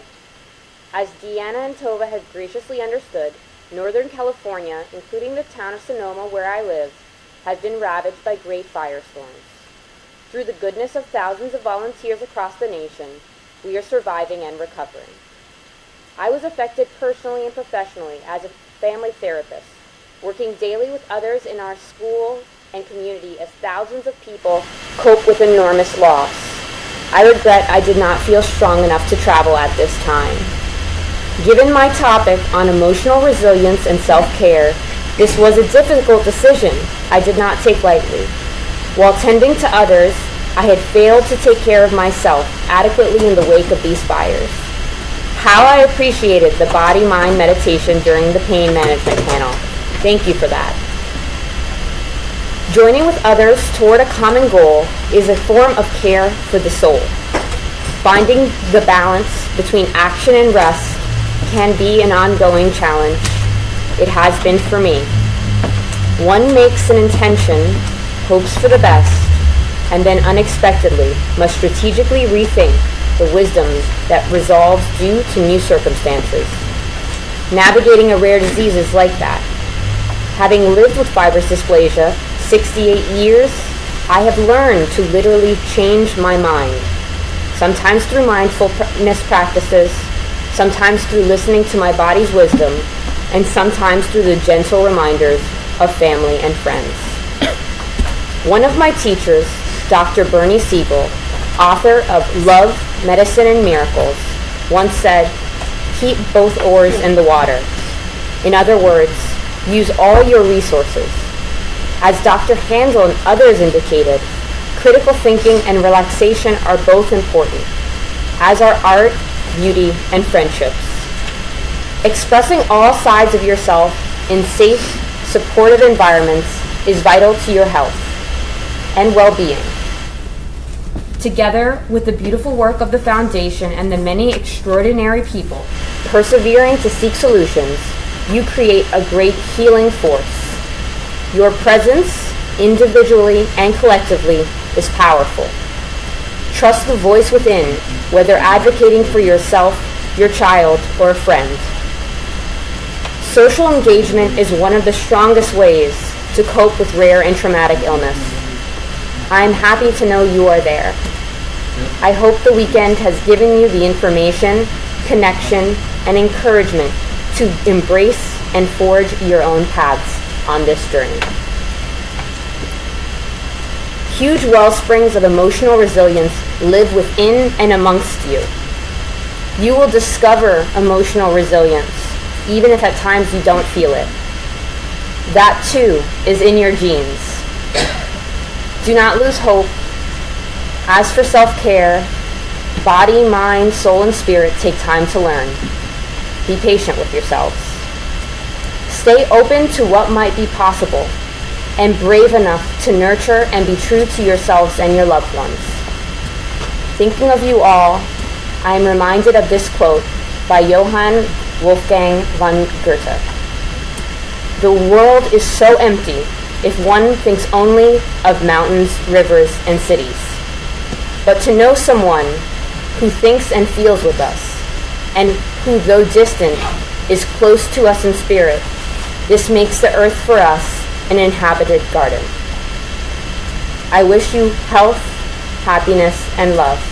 Nina Gorbach.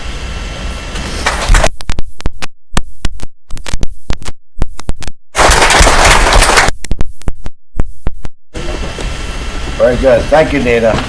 And we hope everything is okay in Sonoma. So our final speaker. Don't stand there? You stand there. Oh, yeah. All right. Need a spot on the floor for me. So our concluding speaker in this section is Tovah Burstein, who is a program manager for the foundation. And she will give you an insight as to the resources available. You know, we need you. You need the support of the foundation. That's why you're here. We hope you found that today. But we need you too. And there are a lot of resources that are available to help you help the foundation. And Tovah will give you an insight into some of those areas. And then after that, we'll deal with some questions.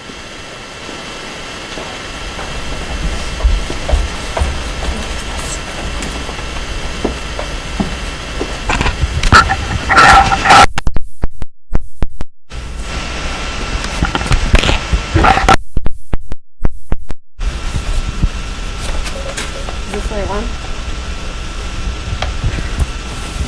Can you hear me? No? The other one.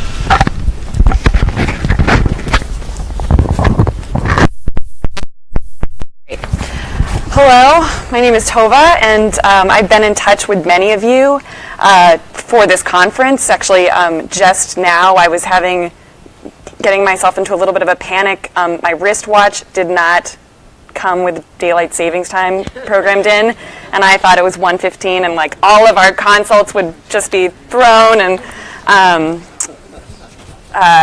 that's not the case.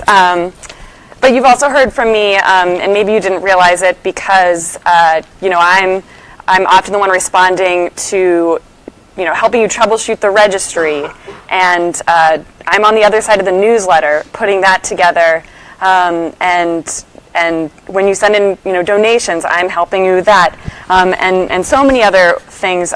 Most specifically here today, I'm speaking in my capacity as your main point of contact for the info@ email, and when you send in messages via Facebook, I'm usually the person who you're speaking with, and please know that there is a human on the other side, and that I care so deeply about getting you as much help as we possibly can. And in this capacity, I speak with hundreds of folks from this community monthly, and they share gut-wrenching stories. They're writing in when a patient is newly diagnosed and they're feeling lost, and they're trying to answer these questions, or they're writing in with really complicated questions after years of sort of medical, I think of it as like tacking, a sailboat, like trying this way and then coming back this way, to the point where their care has become, their question is really, really complex, and they need guidance. And through all of that, we have all of these resources that we've talked about here at the conference. All of the board members who have incredible passion and knowledge and are so giving of their time. The other community members here, and then also the clinical researchers who are so giving and are willing to respond to those questions. Really, I feel every single panel that has happened this weekend, we could have a whole conference that's just sharing stories and how you take that and move forward. Or we could have a whole cranio panel conference. We could have a whole pain conference. And it's really difficult to sit through, all these hours of information and know what to do with it. So hopefully today I can talk about how you can be proactive about your health, what you can do to move forward, even if this has been a lot, what can you do after that?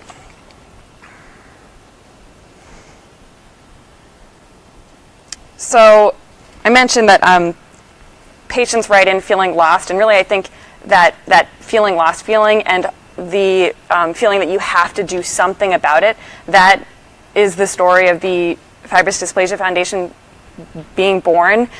Patients founded this in order to help other patients improve their lives, and I think of that support in 3 areas: advocacy, research, and education. So advocacy is paying attention to public policy that affects FD-MAS patients, and really Paul spoke to that. I'm not going to go back over that, but that's really important. And then research is advancing the science of FD-MAS to a cure, to find a cure.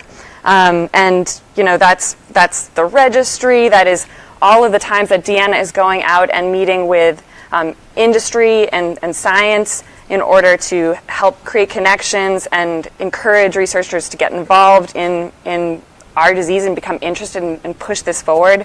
And you've heard about that from our research panel, from Cindy and the $1 Million Bike Ride, and from Kelly, talking about her passion for funding research. And then education. So education, these are the programs where we are supporting both doctors and patients so that they understand how to get the care or give the care that they need. And you might wonder how, compared to legislative action or mouse models, how education can help push progress for us. How is that a path to progress? And I really think it is just as important as advocacy and research. Nope. Oh no. It's such a pain, but this is not. Sorry, bear with me here. Are you trying to get to the next slide? This is not the right one. Oh, it's the wrong presentation? Yes.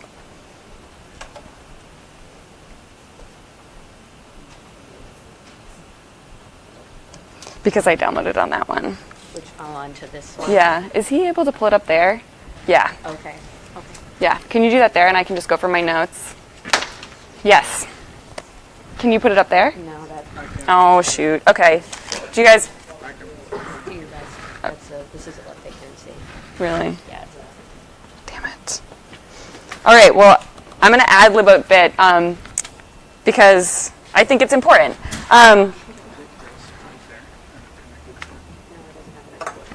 So the next step, to illustrate why education is important, I have a little cartoon, which all of this will be available on the website afterwards, that shows a gentleman going into a coffee shop and ordering, a tall macchiato, double whipped, skinny, with soy.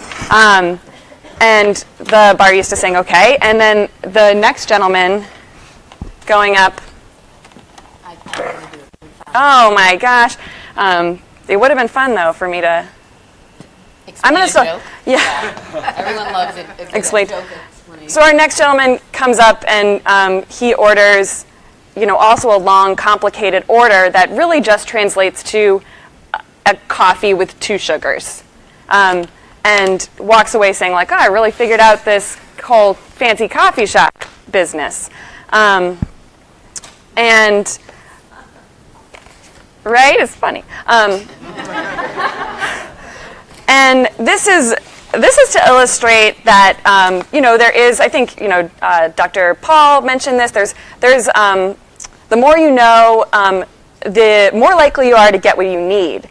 And just like in fancy coffee shops, only the stakes are way higher.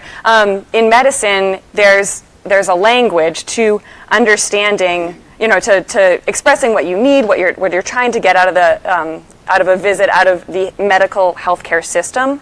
But it's not only just the language, but it also, I want to recognize, is there's the way to navigate the system. So for the coffee shop, I make my order here, and here's the tip jar, and it's not included in the price of my coffee. And then I move to the left, where I pick up my coffee in a few minutes after they try to read my name. And the healthcare system has that also, that figuring out what are the steps to take, who do I talk to, how do I navigate the care that I need, and that isn't something always entirely obvious to us, but we're not born innately knowing how to order. At least I wasn't born knowing how to order a Starbucks coffee or any fancy coffee shop. And same goes with healthcare. So the more you know, the better you're able to advocate for yourself and get that care.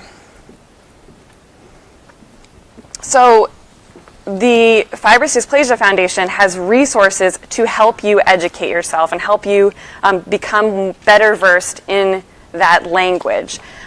So I'm going to go over our web resources here, and many of you may have seen these. I might have shared these with you through our info at email.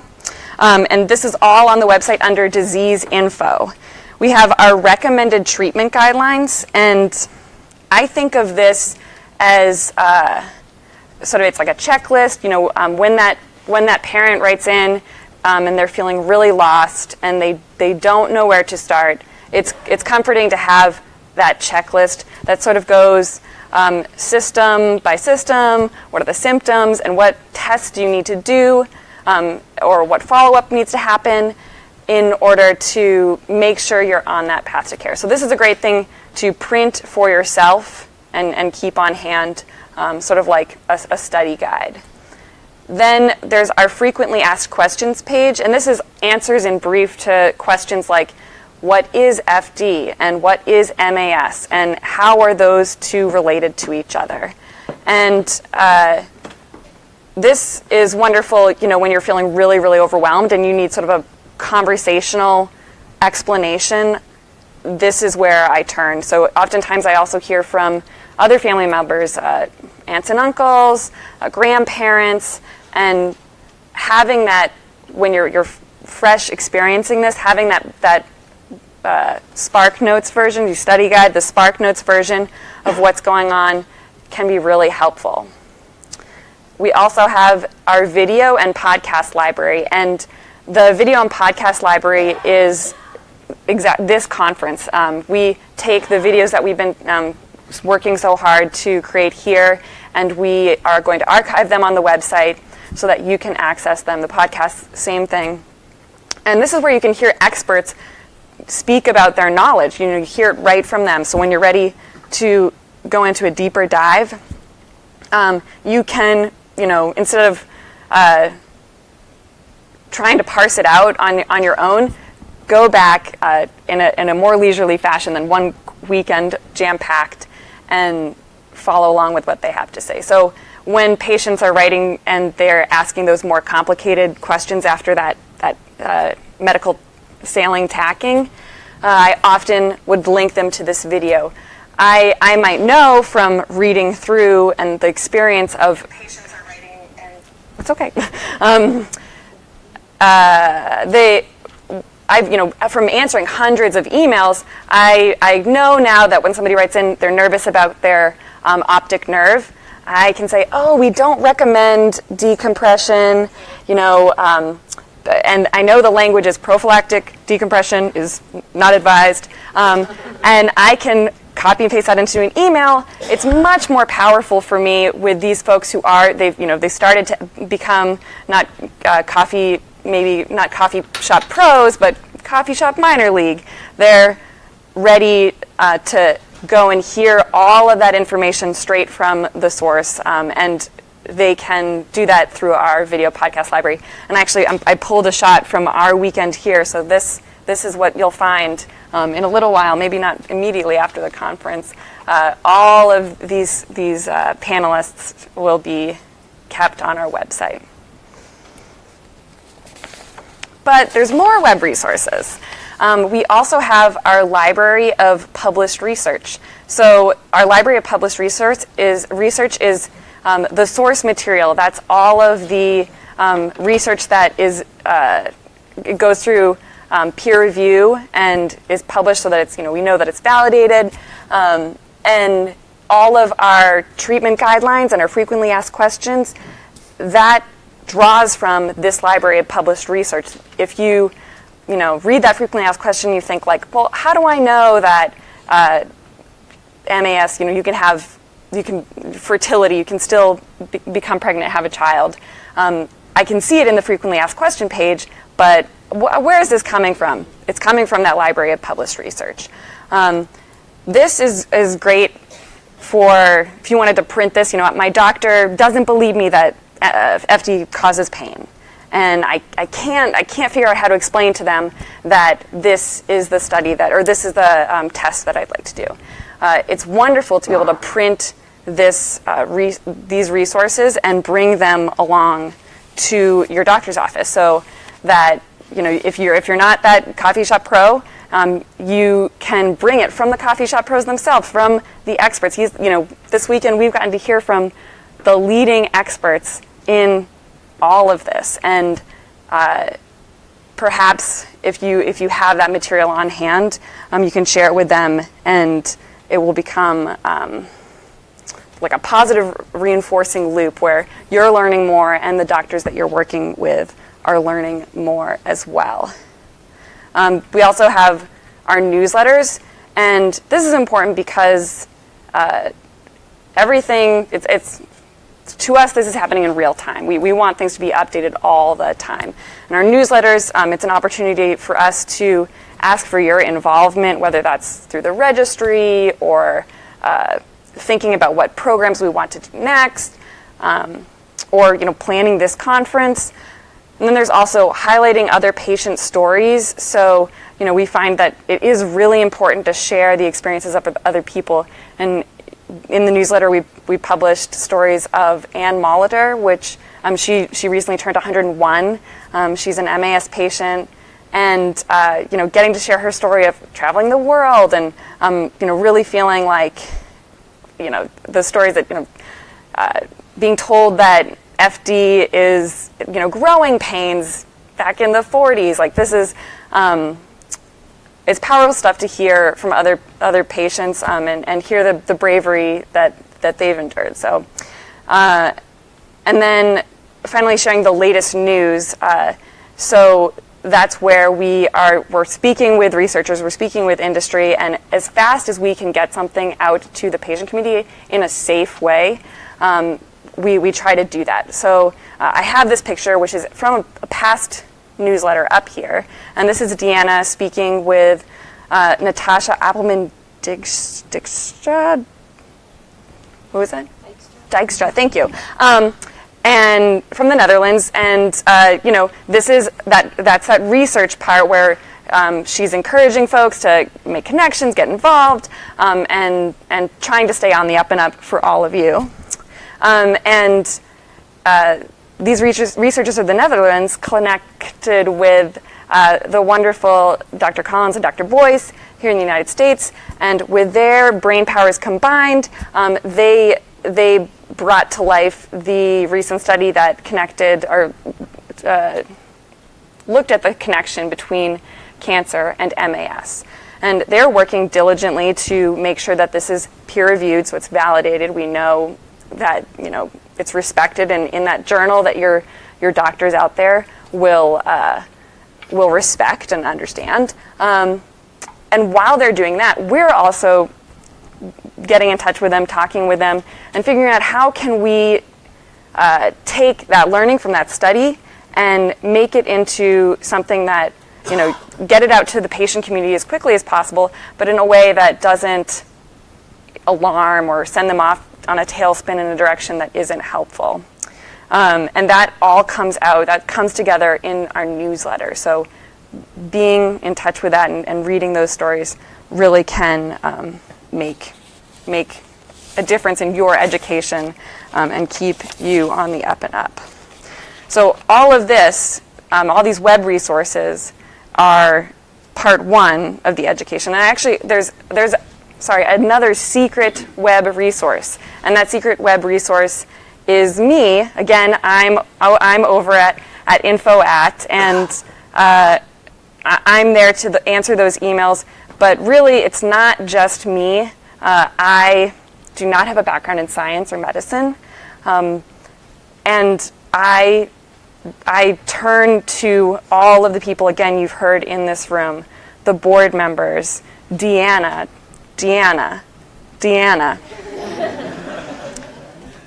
And quite often our medical advisory council, so many of the clinical researchers who you've heard from, most notably Allison and Mike, who are so giving of their time.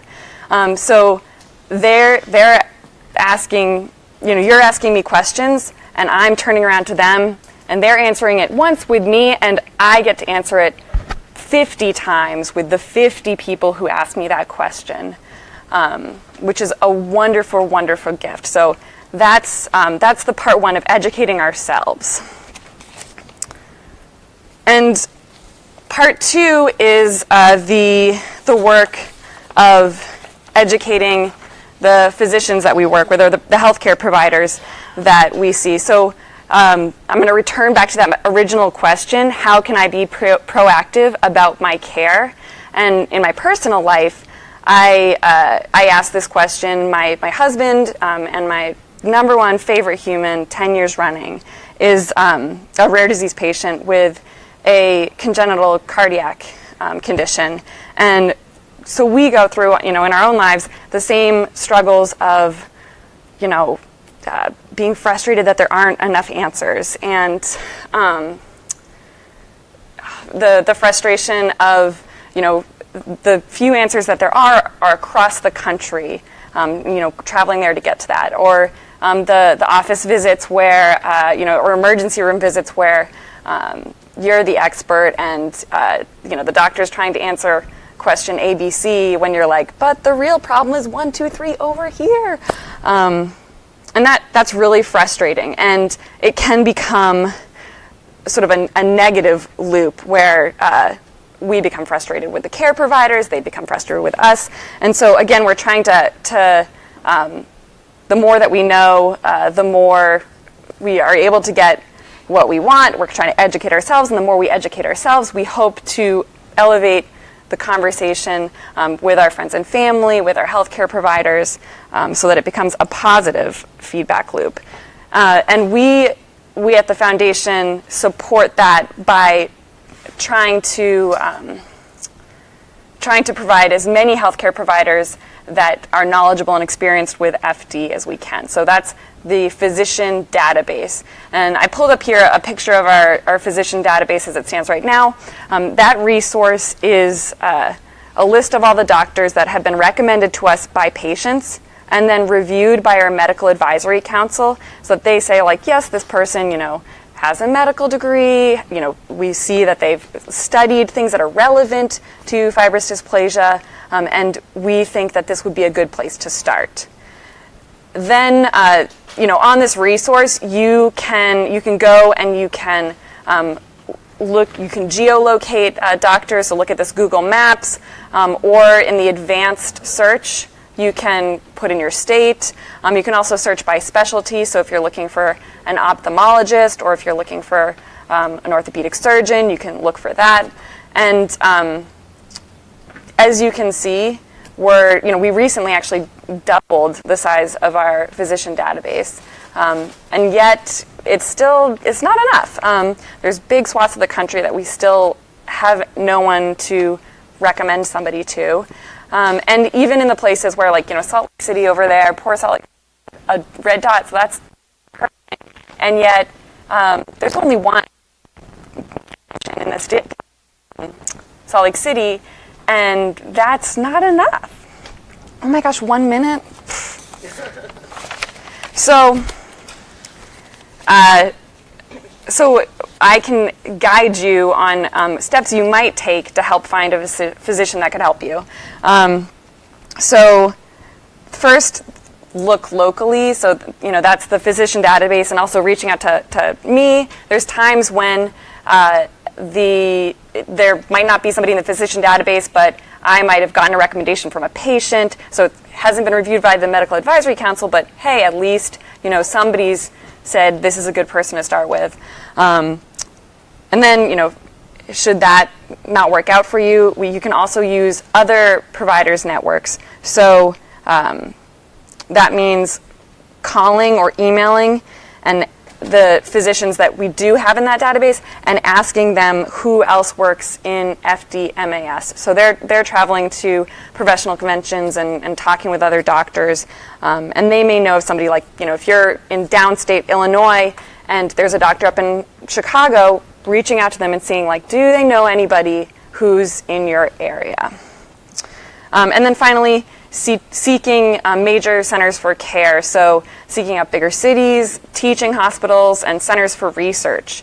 In the bigger cities, they see more patients, so they have more variation in what they've seen. And then in teaching hospitals, it's not that teaching hospitals or centers of research have a monopoly on good healthcare providers. There may be a wonderful healthcare provider in Twin Falls, Idaho. Really what that takes is a healthcare provider who's willing and motivated to learn alongside you. So nobody here has all the answers. If you have somebody who's interested in reading that research that you printed out for them and motivated to connect with the clinical researchers who have more experience, then you have some place to start. We just put the clinical research centers and teaching hospitals up there because they've signed up for a career of learning more and asking big questions. I have less than 1 minute to talk about working with health insurance, and this is so localized and dependent on your state and who you work for. It's impossible to cover in a conference length of time, and I'm learning from experience. So my recommendations, and there's great resources for this on the web, is to understand your coverage as best you possibly can. So, look through, try to find providers that are in your network, or at least, that they accept your insurance. Understand your benefits as best you can, understand what you're responsible for and what they're covering. And then ask when you don't understand. So, they should have somebody you can call and just be on the phone with and really, make them help you understand how to make this work. And when you can't get those answers, which inevitably in rare disease we run into, writing and asking them, making an appeal that they change. Can they include that doctor in? These tests are on my recommended treatment guideline printout. How can I include this in my coverage? Sharing your story, it can be so painful, and it also goes a long way. And really documenting everything so that you have a record of it. This cartoon is up here. It's fine, but it's not fine. And by being polite and firm and persistent, we've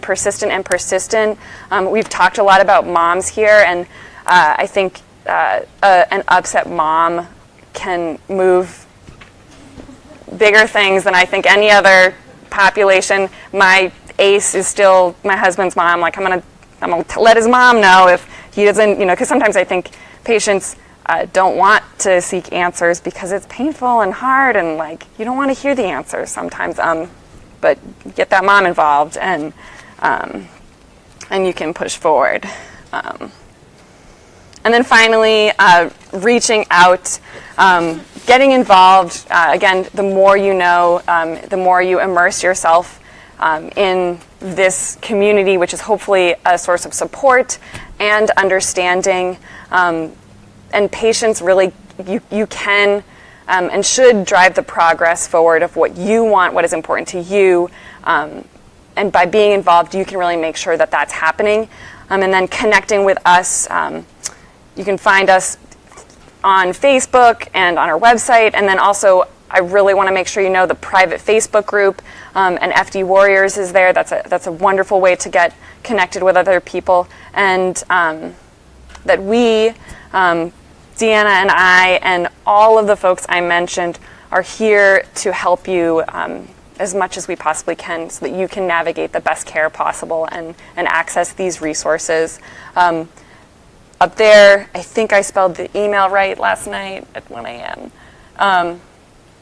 info@fibrousdysplasia.org, and we're looking to hear from you.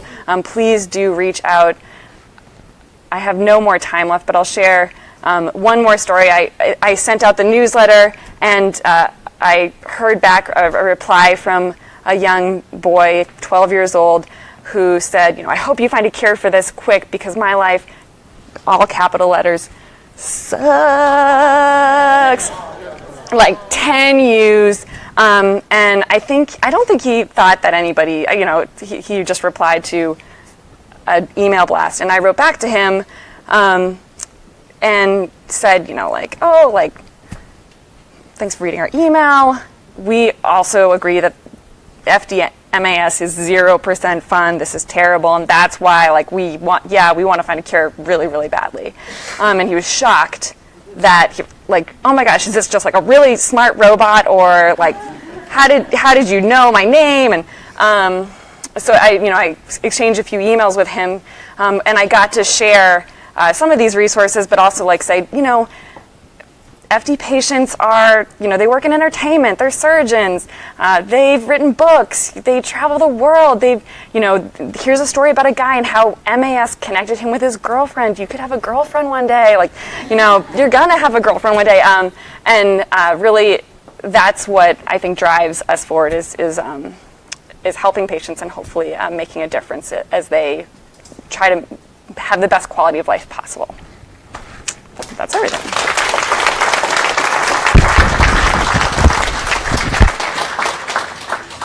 Thank you, Tovah. One of the big things that hits me there is education. That's why you're here. You're here to be educated more about the disease and about the people involved in the disease. And, it's no secret that someone involved in a rare disease, whether you're a patient or a parent, you have to be more educated than somebody who has cancer. There are lots of experts, thousands of experts in cancer. You don't have to worry if you have cancer to the extent that there's people that care about it and know about it. Our disease, we have to be the experts. And it reminds me of a story that actually inspired the foundation, the starting of the LGDA, the foundation that I'm the president of. And my daughter was a late teenager, scheduled for a procedure. And the pediatric cardiac surgeon came into the room and he said, Jana, I just thought I'd stop by and see if you have any questions because I'm going to do the surgery today. She said, yeah, I have 2 questions. She said, have you ever done this procedure before? He said, yeah, I've done it many times. Don't worry about that. What's your other question? She said, do you know anything about my disease? He said, Jana, you know more about your disease than I do. So, she was a late teenager, and she never forgot that episode about the fact that the doctor, this expert, told her that she knew more about her disease than he did. So now we have some questions, and I don't know how many we have, but I have one here. But if Kelly were here, I would start by asking Kelly a question about some fundraising support from our community. There's a couple of ways it's vital, some vital things about what we need your help on. One is we need your help in that registry. We can't help you unless you help us get that registry populated. Another is we need some funding. And we're not necessarily saying you need to dig into your pocket, although that's okay too, but you have an extended community. We are saying that, by the way. We are definitely saying that. You have family, you have friends of friends. And so Kelly's not here, but I'll give you a couple of examples. We are saying that too. So We, in our foundation, I got a $10 check one time from the IBM employee fund. I said, wow, this is terrific. 15 days later, I got another $10 check. Same place. I tried to find out who it was. It's anonymous. Since that first check, we have received $1,700 from that one person. I have no idea who it is. I've tried to find out. They don't want to be known, but they donate out of their check automatically $10 twice a month. $1,700 for one person. I don't even know who it is. Another incident was just recently. We have the grandmother of a patient of LGDA, and she turned 70. She said to her friends, look, don't give me a 70th birthday party. You can donate anything from $1 to $70 commemorating my birthday. So we've got almost $3,000 from that one single event. And lastly, and I think Kelly, you might have had a bunch of stories like this in answering your question in this regard. So I received a letter from a 9-year-old boy who was, his birthday was coming up, and he sent a check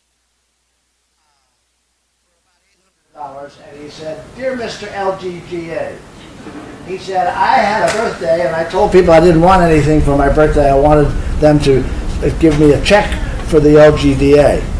He said, I hope that you could use this money for research. So what we did is we put that money into the bike ride, and it was matched, and I was able to send them a note saying, you now have doubled the money and it's gone into research. Okay. Question. Do I have to, this is for Paul, do I have to donate to a politician or vote for them to meet with me? Oh, absolutely not. No. Everyone here, unless you live in Washington, D.C., has a senator or representative, 2 senators and a representative, and you either vote or don't vote for them, and they really care about that. And so they want to be able to represent you when they're up here in Washington. And regardless of whether or not you've donated money to them, they're actually not even going to know that. They want to hear from you, and they really want to represent you as best as they can. And if you have a story that is particularly impactful, a unique story, unique experience, something that they could do to really help you out, something that they can, really, because they really do, for the most part, want to, make a difference in the lives of their constituents. They're looking for ways to do this. And so if you are bringing a way for them to do this, they really want to help you. They really want to be your champion, and they really do want to get to know you. So regardless of donations and all of that kind of stuff around politics, they want to know their constituents. Paul, this also is for you, I think. It says, is the Rare Action Network pushing for H.R. 76 Medicare for All bill? So there's a follow-up question, and I'll answer that after. No, I was just going to say, with that, your senators and congressmen are not just here in D.C. They have offices local. A lot of times they will go around, your congressmen especially, they will have offices close to you and do town hall meetings in your towns. Normally, your congressmen normally will do a block of 1 to 2 hours. Normally it's during the middle of the day where people work, so it's kind of hard to get to them. You can talk to your congressmen, you can talk to your senators without coming to D.C. You can get a hold of them in your areas. You can be active in your areas, push for what you need there as well. You don't have to do D.C. for that. And in addition, they also are not only are they in their town halls, they have offices. They want for you to come visit them. It's usually 5 or 10 minutes down the road from wherever you live. So even if there's not an event, just go by and see them and talk to the staff. The other question was on the Medicare for All bill. Currently, with the way that the power is within Congress and in the White House, there are more bills and initiatives and so forth in which we need to be sure that the rare disease patient population is not harmed by what is going on within Congress. So when it comes to legislation such as Medicare for All and so forth, that's something that, fortunately or unfortunately, is rather unrealistic to happen in the next couple of years. So we're very much focused on the policies that are actually being considered by leadership to pass the Senate and the House, and ensuring that rare disease individuals are well represented within the considerations of those policies. Very good. This might be a combined question for our warriors. What was your approach as you grew older with friends when it came to sharing your condition and struggle? Is blocking or ignoring the best way when it comes to friends and colleagues? And then a second part of that, I think, is this other question, which says, what are the best ways for a parent to support their child as they go through the emotional areas like depression with the disease? And what can we do to help them go through the stages more easily? What's the best thing that your family did for you to help you get through these hard times? Okay. I guess I'll speak against as far as what I was talking about. Like, I had a huge support system. People at school weren't really like mean or nothing to me, but like my mom and my dad, my grandma, my family, they were all very supportive, and that's pretty much what parents need to do, because as hard as it is to be a parent and to try to want to help your baby, and you can't help your baby, you can't fix them, all you can do is just be there to listen. You can't get mad or get sad really when they're there, when they're trying to tell you how they feel. Like, I never saw my mom cry one time, neither my dad. Like, that's just what they did. And I'm sure my mom cries 100 times. I bet she cried a day. And I bet my dad, he got down about it, but I never saw that. They were strong for me when I needed them to be, and then they were weak away from me. And that's kind of what a parent needs to do. And they did everything they needed to do. Therapy, pain therapy, the doctors, they didn't ignore it. They just let me do exactly what I needed to do, because I knew my body and they didn't, as far as the family and support goes. So the friends question, block it out, because when you block it out and then all of a sudden you go to the doctor's appointment in July and then you have to go to your work the next day and you're like, oh hey, I'm having surgery August 21st next month.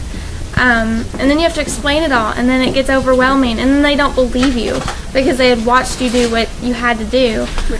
So I don't think it's a good idea to block them out. I think it's a good idea to just be honest with them from the get-go.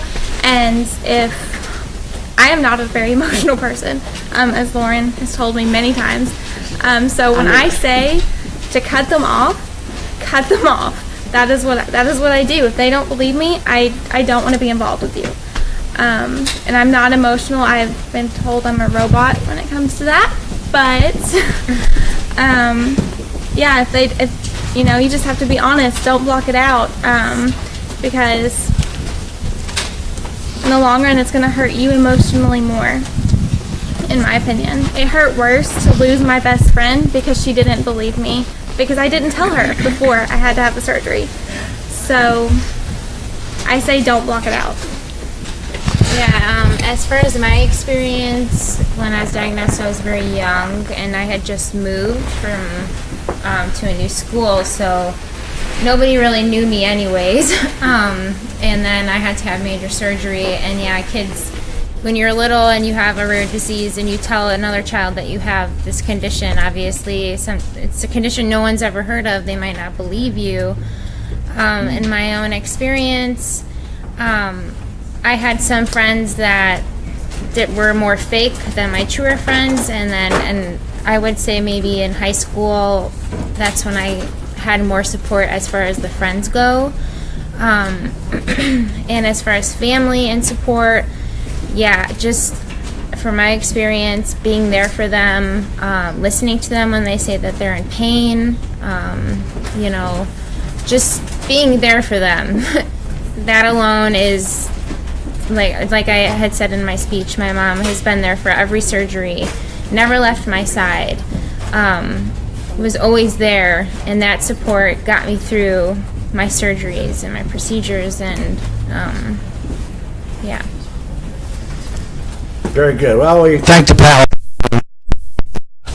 I appreciate your responses and listen to your presentations. Okay, so I think Deanna probably has.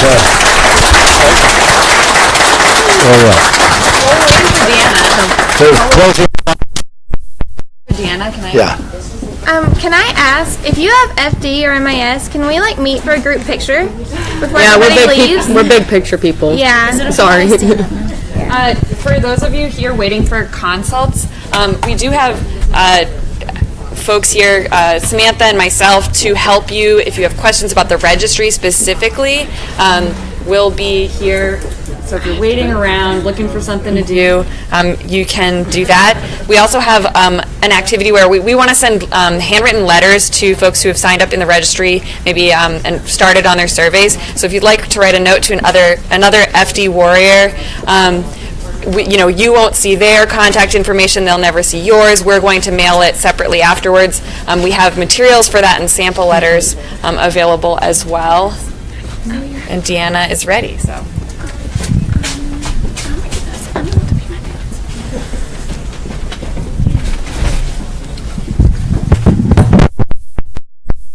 Won't even ask which one, I'll just do both.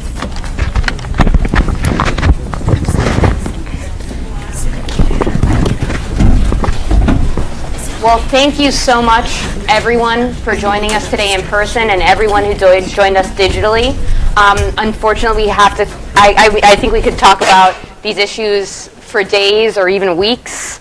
However, we do have now a really important part on the final part of our agenda for the weekend. We have another bout of one-on-one consults, as well as for the digital audience. You also have your one-on-one consults and your digital chat rooms. So thank you again, everyone who joined us. The doctors are currently getting their lunch, and they're going to be selecting areas around the conference center. We will be available, Tovah and I, to help do some triage. You should have your consult schedule, but if you do have questions about your consult schedule, you can ask me, but I'm just going to ask Tovah, so you should just ask Tovah. Otherwise, we are here. This conversation really should not end, cannot end, and will not end until we have a cure for FDMAS. So, this is just the beginning. Be in touch with us over Facebook, over email, over Twitter. Send a passenger pigeon, send me a letter. Give me a call. We are going to do this together. So thank you so much. And I hope that you all have, productive conversations and rewarding conversations with your doctors and your peers. Thank you.